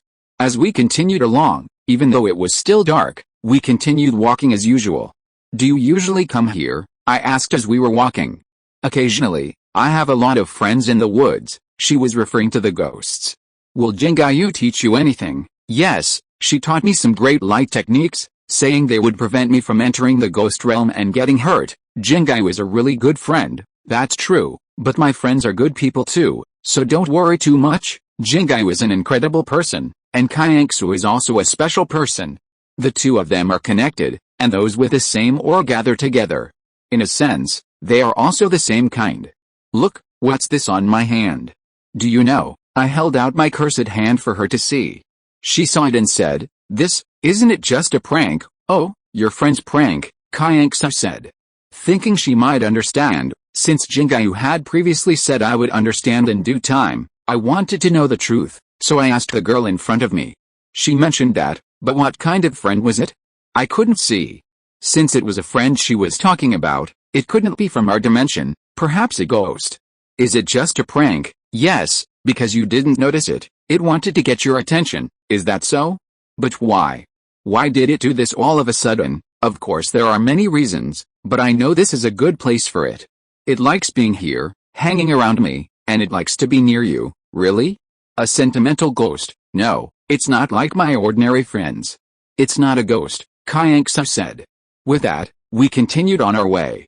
After passing a dark forest path, we came to the mountain road. In front of us was a huge waterfall. I walked along the road beside the waterfall. Xingze looked ahead and said, do you know that someone committed suicide by jumping into the waterfall near here? Oh, I responded.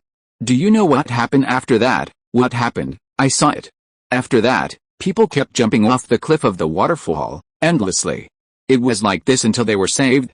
Because it was pitiful, I asked Xingze for help. Xingze said, also, have you seen a hand ghost? After committing suicide by hanging, they will be hung by a rope forever. Although it is pitiful, it is really interesting. Really?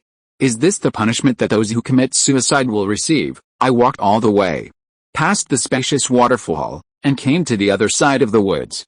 Along the way, Xingze also scattered a lot of food, which seemed to be breadcrumbs and biscuits. Is this food for the ghosts? Yes, many of them are very hungry, using incantations to feed the surrounding ghosts, filling their empty stomachs. I began to understand that this was also part of her training. As she said, it was indeed the case. After that, the sky gradually brightened, and from a distance, I could see the sun slowly rising over the other side of the mountain. Before I knew it, morning was almost here. After that, we wandered around for a while and then headed back towards Xingze Dojo. This is part of her training. For a practitioner, anywhere is considered training. Passing by a waterfall and along a forest path, we returned to Xingze Dojo. High up on the rock, the girl in white was watching. This was also one of her training sites. She practiced a different meditation session each day. Being a Taoist master brought some difficulties in this regard. I couldn't enjoy the same freedom as other practitioners. By 7 o'clock in the morning, everyone had already eaten, including me. 3/4 of the people here were women, and the remaining men were confined to smaller areas, where their training consisted primarily of physical labor. At this point, my stay here also required some physical labor, part of my spiritual practice, and also to avoid causing them too much trouble. Activities included carrying water, moving bricks, sand, and cement. A new temple was still being built, so besides funding, a considerable amount of manpower was needed. As a young man staying here, I felt obligated to contribute. This was also a meaningful endeavor. Xingze had already gone elsewhere, apparently to teach some Dharma techniques to Xingze and the others. We men also had this opportunity, but not right now. We were still working. By noon, the morning's work had concluded, and the men had all gone their separate ways. I, like them, washed up and found a shaded spot to rest. The feeling of the mountains was vastly different from that of the city. The air was fresh, and the natural breeze was refreshing. Soon, a girl in white approached from the side of the forest path. She walked right up to me. It was the Taoist master Xingze. Mr. Xingze, how's it here? Not bad, just call me by my name. I'm just a few years older than you, but in all other respects, you're better. Okay, how's your hand? She asked. Hearing this, I also looked at my hand, which only bore the mark. Suddenly, I noticed a few more dark spots. Could it be the rumored Black 7-star curse? Oh, it's become even more pronounced. That's not bad, is it? I asked. Although I already knew it wasn't a big deal, seeing this made me a little hesitant. It's okay, it's okay. When the time comes, I'll help you remove it. Really, wait until 2 o'clock this afternoon.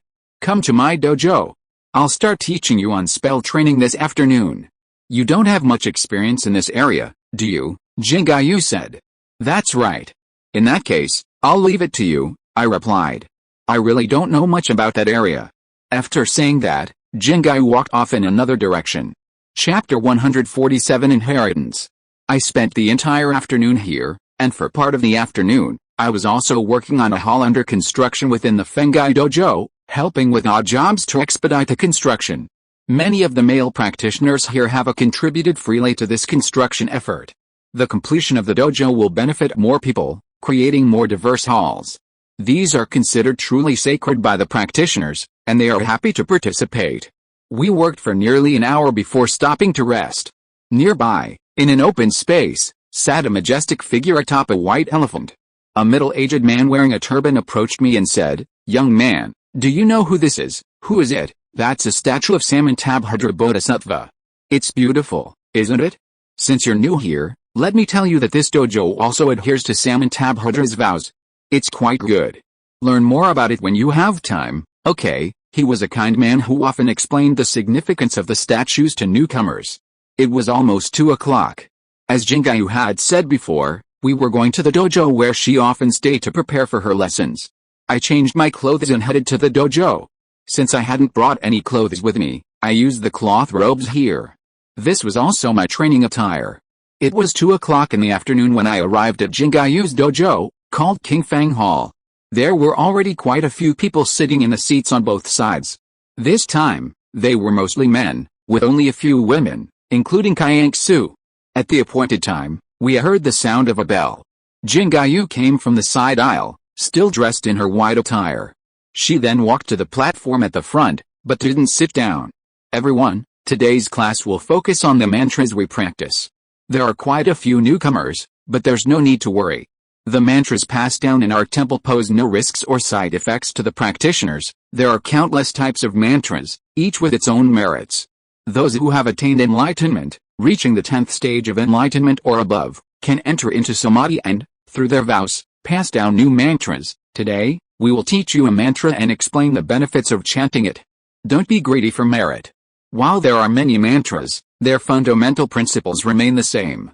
Once you master one, you master them all." Xingze then explained the benefits and scope of the mantras, and then conducted the corresponding rituals for the transmission of the mantras. There was also a nectar empowerment. Here, as in most places, we all received Xingze's transmission. One by one, people came before her, and she waved her willow branch to sprinkle water. This process continued smoothly until one side was finished. Then, Xingze walked to the first person in the next row and, with a wave of her hand, sprinkled nectar water onto the head of a man in his early 30s in front of her. Within seconds, he suddenly lost his balance and fell. He fell to the wooden floor, clutching his chest in apparent pain, tumbling back and forth. The onlookers were bewildered, wondering what had happened to this man, who was in such a state of disarray. Taoist Master Xingze simply watched him silently. Soon, the man's struggle ceased, and he slowly lay sprawled on the ground. Suddenly, a black misty shadow flew out of him, darting around at a rapid speed, crashing into the surrounding stone pillars, knocking over the flowers and water cups placed in front of the table, and even knocking over a nearby vase. The crowd panicked. Many simply saw the fruit plates and water cups inexplicably knocked over and the strange noises around them, but didn't notice anyone doing anything in particular. What's going on? Is it a ghost invasion? I don't know, the men, who had been relatively calm, began to discuss. Only a few people could see the black misty shadow, Xingze, me, Xingze, and a few individuals with talent or some accomplishments in their cultivation. We all watched in silence as figures scurried about. A faint blue glow gradually emanated from Xingze's body, and she muttered a mantra. A moment later, the black mist shadow shot down directly above Xingze, entering her body. Xingze continued chanting, and the surrounding people, still confused, had their sights fixed on Xingze. Some women, however, zeroed in on her, saying, "Xingze, you're playing a prank, aren't you?" Xingze waved her hand, dismissing the question. "It's not me, it's some other Yaoke. What on earth could that be?" Amidst the bewildered chatter, the black mist shadow suddenly transformed into a black yaksha-like monster, leaping out from in front of her and swiftly departing from the dojo. For a moment, the temple calmed down, the commotion subsided, and everyone gradually became aware of it. At this time, Xingze said, "Everyone, please calm down. The commotion has subsided. Next, we will continue with the inheritance of the mantra. Everything is fine now, Lord Xingze." "What happened just now? What happened in this hall?" a woman asked. "That one just now was a demon. It knew that we would have an inheritance ceremony in the afternoon, so it came to interfere." "Demon, why did it come to hinder us? This is not an uncommon situation for us. Many mantras are taught in this temple, which are feared by demons and outsiders. They don't want the mantras to be passed on, so they come to interfere and destroy the temple. What I didn't expect is that its power has become so strong that it can sneak into here. This is unexpected.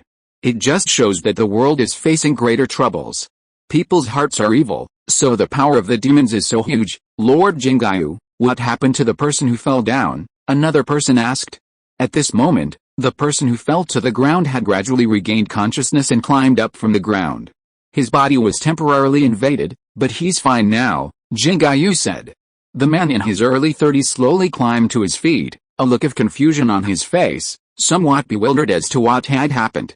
Then, everything calmed down, and we successfully completed the ceremony. Afterward, I left the dojo. A closer look at my hand revealed the mark on the palm of my hand hadn't yet disappeared. Xingze was with me, seemingly free and taking a break.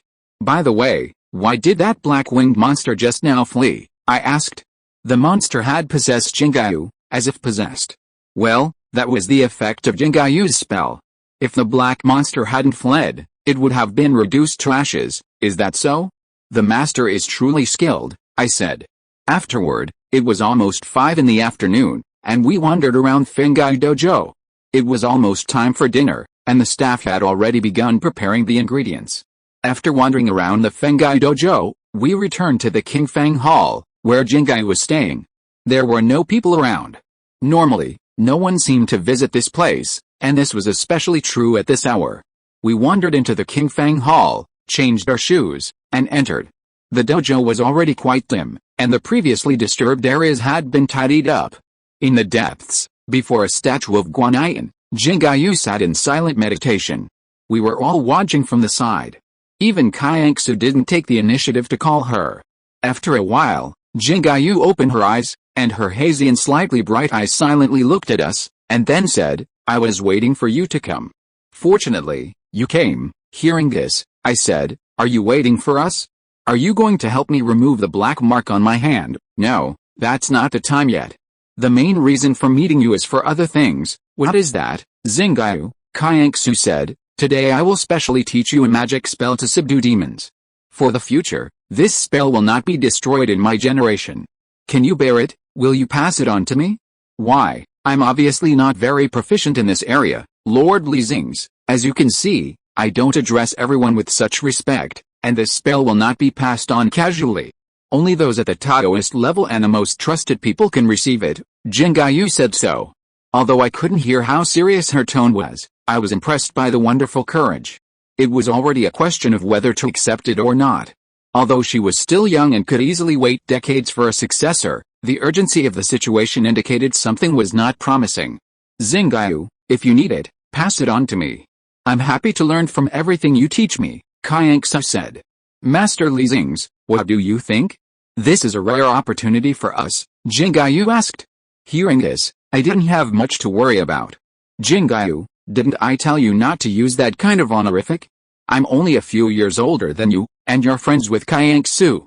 If you're okay with that, treat me as someone of that same class. Xingze's expression changed slightly as she spoke. Well, is that okay, Xingze? No problem. I have no reason to refuse a friend's request, I said. Xingze nodded slightly, then walked over to us and stroked our heads. Since she was short, it was difficult for her to touch mine.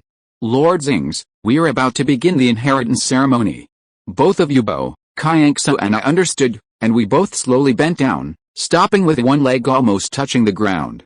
Is this enough? Xingze nodded slightly, then placed her hands on our heads, muttering a spell very quickly. Soon, her hands seemed to glow faintly, and I felt something pouring into my head, a warmth flowing through my body. Then, she removed her hands. I couldn't help but open my eyes and said, is it ready? Yes, it's ready. Everyone, get up, Xingze replied. Next, Xingze, tell me the mantra quickly. Xingze stood up and looked at Xingze. Yes, I'll teach it to you right away. Follow me. As she spoke, we followed her to the table.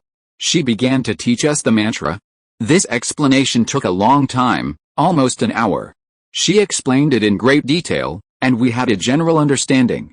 The fundamentals of the mantra, besides the difference in range, are mental strength. The purer the power, the greater the power. Before you can master it, you should diligently cultivate the basics. I understand. During your stay here, I will teach you the basics as much as I can. Okay. Xingze said.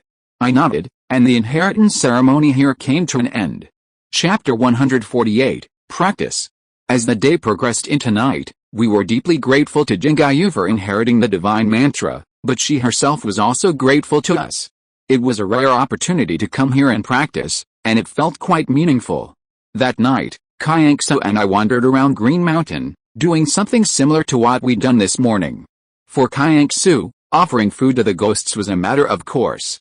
They were all her friends, even better than some of the people she knew at school. Brother Xingze, how was my sister at school? You mentioned Jiuhu. She was quite a talented person, top of the class. In our Mecha specialized academy, she also had excellent skills, both fundamental and technical. Well, and what about my sister's powers? Did you know, you mean supernatural powers? I heard it's something like telekinesis. She also has a primordial spirit within her. You're right. My sister's talent is even greater than mine. We were both born different from the norm, like monstrous creatures. Brother Xingze is truly my sister's friend. We get along very well, not bad. She was one of my few friends at that academy. Afterward, we wandered around the mountains for a bit before returning to Fengai Dojo.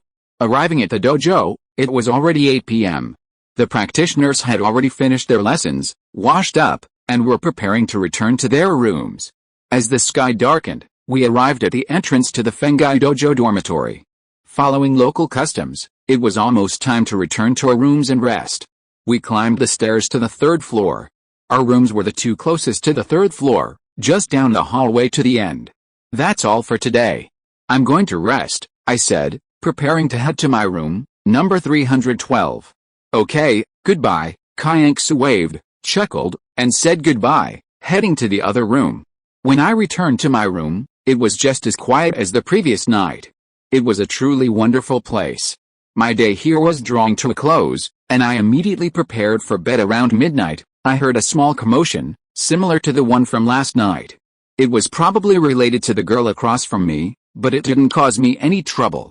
I went to bed very early, and around 4 in the morning, I gradually woke up. After slowly opening my eyes, I suddenly found something next to me. I looked to the side and found that it was Xingze. She was lying on the side of my bed and sleeping normally. It was a little after 4 o'clock, and it was still dark. After I woke up, Xingze was affected and quickly opened her eyes. She blinked and said, "Big brother, good morning, good morning. Besides this, when did you appear at my bedside?" Hearing this, Xingze chuckled and said, "About an hour ago. You were still sleeping at that time. I didn't have the heart to disturb you, so I lay next to you and waited for you to wake up." "Thank you very much, you're welcome," Xingze said with a smile. Her skin is a little browner than her sister's, probably because she often wanders around in the sun in the mountains. Come to think of it, around midnight, I often hear strange noises, like the colliding of tables and chairs. Do you know what that is? As I spoke, Xingze recalled, it was 12 o'clock, and I was still sleeping. "Big brother, did you think it was me?" "It's not you, maybe it was one of your other friends." Hearing this, Xingze stopped laughing and said, "Big brother, you really wronged me. My friends are all very honest. The one in your room is someone else." "Really? Could it be that thing that always follows me around?" "Yeah, that one. It's lonely and wants to play with you." "Is that so?" "It's someone who's very close to Big brother." "Huh? It's okay. Try hard, you will see it. Before that, I will play with it on behalf of Big brother," Xingze said. "I see." After a conversation, we decided to go out like yesterday and start a new day. We did misunderstand her about the ghost way and the like. It's a pity that she may be misunderstood from time to time because she doesn't understand the truth. After all this, it was morning again. After Xingze and I returned, we went to the Fengai Dojo's cafeteria for breakfast. Regarding the mantra we were to learn, the spell itself has a wide range of effects, with a particular power against demons and spirits. According to Xingze, it is the most powerful of all spells. While this mantra has a wide range of effects and can bring many benefits, its immense power can also lead to negative consequences, such as the resentment of evil spirits and ghosts. It should not be used carelessly without considerable cultivation. Otherwise, many problems will arise. For now, we will mainly listen to Xingze's teachings and diligently practice, memorizing the mantra and the heart mantra. Repeated practice is also necessary. The power of a spell primarily comes from the strength of the mind. Repeated practice will undoubtedly improve the quality of the spell and achieve mastery. After breakfast, we received Xingze's instructions yesterday, stating that we would be undergoing a period of special practice. "Big brother, let's go find Xingze, even though we said we were going to do some basic training yesterday. Do you know where she is?" I said. "I know. She must be waiting for us on the mountain beside the dojo," Xingze replied. "Really?" Then we headed towards the mountain path outside Fengai Dojo. We followed the path uphill for a while and saw her, the girl in white, standing at the edge of the woods not far away. We approached one after another. Xingze was standing at a high vantage point with a panoramic view of the entire Fengai Dojo. "Xingze, have you been waiting for a long time?" Xingze trotted over and said to Xingze. Xingze nodded slightly and smiled. "No, I'm really grateful that you're here, to learn some basics, right?" "That's why we're here," I said. "So, I'll teach you some basics of cultivation," Xingze said, and we gradually began our morning training. It was 7:30 in the morning. Just as Xingze had said, she was waiting for us on a nearby mountain. That wait felt like a test. Following Xingze's instructions, we sat by a tree and began practicing our mantras. We chanted silently or under our breath, while Xingze stood by, unmoved. A gentle breeze blew by, bringing a cool, comfortable feeling. I was still chanting my mantra when, perhaps on the gust of wind, a green vine swung past me, striking me. Xingze turned her head slightly and looked in my direction. "I'm sorry, this is to prevent you from having extraneous thoughts during your practice. Please keep up the good work." Xingze didn't strike me, but I was struck by something else. Similarly, Xingze, beside me, was frequently spurred on. "Xingze's guardian deity, be gentle," Xingze said with a pitiful expression. This practice is also to prevent us from learning the wrong path.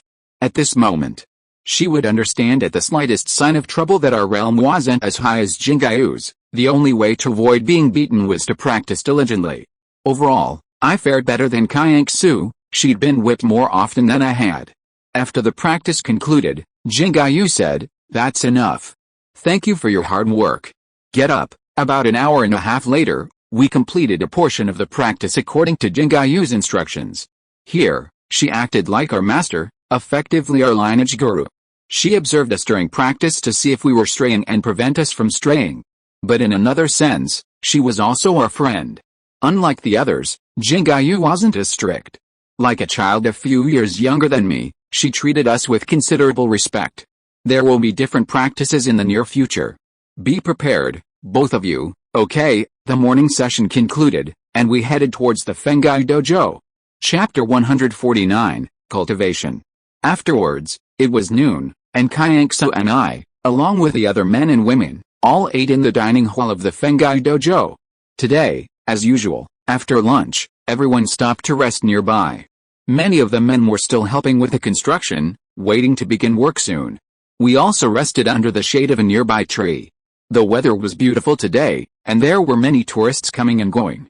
"Big brother, are you aware of some training activities this afternoon?" Xingze asked. Hearing this, I said, "Anything else? I haven't heard of it." "Did Xingze mention it?" "Xingze didn't mention it. It's just that morning and afternoon training is a matter of course for them, just like eating and sleeping." "Xingze doesn't seem to have anything else to do today," Xingze said. "I see. If there's anything, let's go see her this afternoon as well." "That's right. Although the training is troublesome, we still need to find Xingze." "That's right, we should go find Xingze." We spent some time discussing this during the afternoon, and then at 1 o'clock in the afternoon, we headed towards Qingfang Hall to meet the Taoist master Xingze. Walking to the front of Qingfang Hall, it was dark and cool inside, so we changed our shoes and went in. We walked all the way to the high platform in the hall in front and found Xingze meditating there. Hearing the footsteps, Xingze, who was dressed in white, slowly opened her eyes and said, "Xingze, Xingze, what's the matter with you coming here?" "Xingze, will you take us to practice next?" Xingze asked. Hearing this, Xingze said, "You have all inherited the magic spell. Although I think it would be better for you to review and memorize it during this period, it is rare to have time now. I can take you to the next practice. We came to you for this matter." "Let's set off," I said. Seeing that I was quite happy, Xingze also understood that the two people in front of her were rare people, so she stood up, nodded, and said, "Let's get ready to go. We're going to the waterfall today." As she said that, she strode out of the dojo, and we followed behind. "Xingze, are we going to the waterfall? The big one under the Bluestone Bridge?" Xingze asked as we walked. "Yes, what are we going to do there?" "Are we going to be whipped again?" Xingze said with a reluctant expression. "No, this practice is different from this morning. The effect of generating mindfulness remains the same, but this time the focus is more on the physical aspects." Xingze, walking ahead, said, "You're coming here on your own this time, and I'll see how things go. If things aren't going well, I won't force you to persist. After all, one can't rush into success on the path of cultivation." We then continued along the mountain path, passing through a lush green forest, until we arrived at the foot of the waterfall. Ahead was a rocky area with a stream flowing in a different direction. It was one of the rivers that runs through this Lumang mountain. This time, we arrived at the foot of the waterfall. Xingze approached us and said, "Go down there and practice cultivation." Continue chanting the mantra. Xingze's words stunned us. After a moment's silence, I asked, "How do we practice cultivation down there? Where do we find our foothold?" The waterfall was enormous, with a river flowing below. If we went down there, we might be swept away. Hearing this, Xingze continued, "This waterfall isn't as turbulent as you imagine. If you believe the mantra I've taught you, you should follow the rocky path next to the waterfall to the base, where you can stand or sit cross-legged to practice." As Xingze had said, there was a rocky path leading to the waterfall. We followed it to the edge of the waterfall and watched closely. We could see the water rushing down fiercely, creating a loud noise as the water and rock collided. The water splashed everywhere, and from this view, it was hard to believe the waterfall wasn't turbulent. "Xingze, is it really like you said?" That the water isn't turbulent here? I think it looks like the current can break through the rocks, I said. Hearing this, Xingze said, Xingze, what do you think? I think so too. Xingze also said the same. At this time, Xingze followed a rocky path to the edge of the waterfall. A huge rock blocked the waterfall from above. Xingze stood under the rock, looking at the falling water. The waves below were magnificent. She reached out to touch the falling water right in front of her. At this time, the falling water gradually slowed down, flowing into the river and turning into still water. We all saw that view. Xingze then asked, "Is the water here turbulent?" Gazing at the still water flowing before the girl in white, we replied, "Not turbulent. I want you to practice here beneath the rock. Even if the waterfall is turbulent, you won't be swept away in a short time. You only see the current strength and think you'll be swept away." I see. Suddenly, I understood. This was just like the mantra Xingze had taught me. The fierce and dangerous water we saw was, as Xingze had said, just an ordinary flow. Only consciousness manifests, only mind changes. Alright, let's go down there and begin the next part, I said. Okay, Xingze agreed, and we each walked to the rocks beneath the waterfall to begin our practice.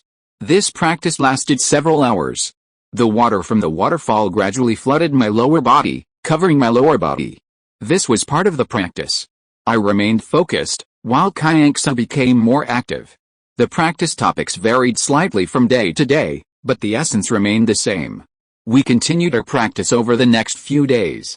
Sometimes by the woods, sometimes by the river, sometimes in caves, or even on top of trees. Each of these various practices tested our foundation. Progress depends on diligent practice, and I've been practicing diligently these past few days.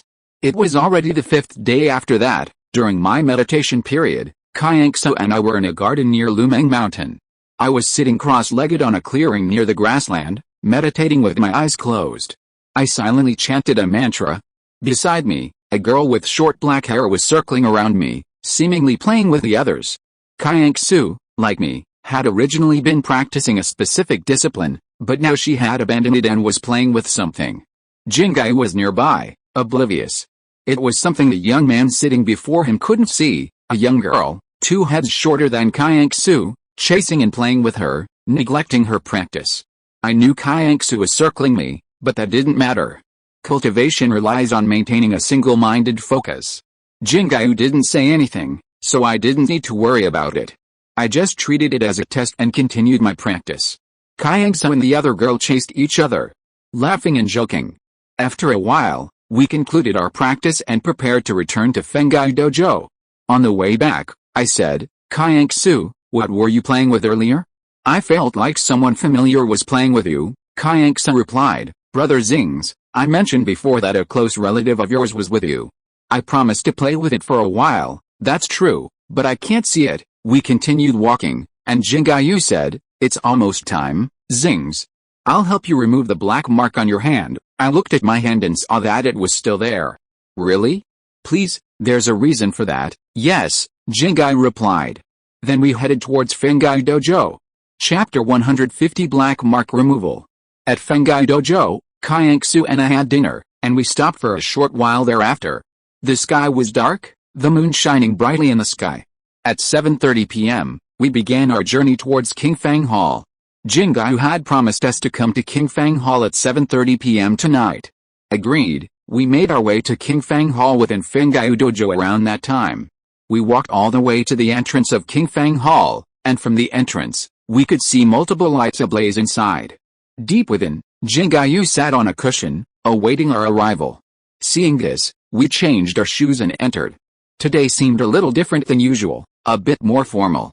I'd heard Xingze was going to remove the black mark from my hand, but I still felt a sense of urgency. We walked up to Xingze one after another, and then I said, Xingze, do you want to remove the black mark on my hand now? Yes, this is the reason why you are here. Then, just as I was about to stretch out my hand, Xingze said, before that, I want you to understand the source of the mark on your hand. Hearing this, I said, okay, please tell me. Xingze nodded lightly and then said, you haven't seen it yet, the person following you? Yes, I asked Xingze, she can see it, but I can't see it. It's a person related to me, I said. That's right, The one you can't see is classified as a Bardo body, and he is your relative, said Xingze in white. After saying this, I once again wanted to see that person, but I still couldn't see him, so I said, I can't see him. The black mark was made because his relative knew that he didn't have much time left. I hope you can pay attention. Tonight is the last night. Really? That's someone I know. It's your dependent. Xingze held out her hand, saying, hold out your hand. I reached out, and she took mine. She began chanting a mantra, a faint glow emanating from her hand. The black mark on my hand gradually faded. Then, completely dissipating, Xingze lowered her hand and said, that's enough. Seeing the black mark completely vanish, I said, it's gone. Is that the end? Xingze nodded in agreement. Really? What a pity. That person has already left, hasn't he? Xingze remained silent. Xingze, standing beside me, had a different expression, seemingly still fixated on something. Through her, I vaguely sensed that the person hadn't left yet, but would eventually. I headed out of the dojo. Stepping out, I felt a sense of peace. While I knew what was happening, I couldn't see it. I knew something was waiting for me. With the mantra Xingze had taught me as a core, my mind suddenly cleared.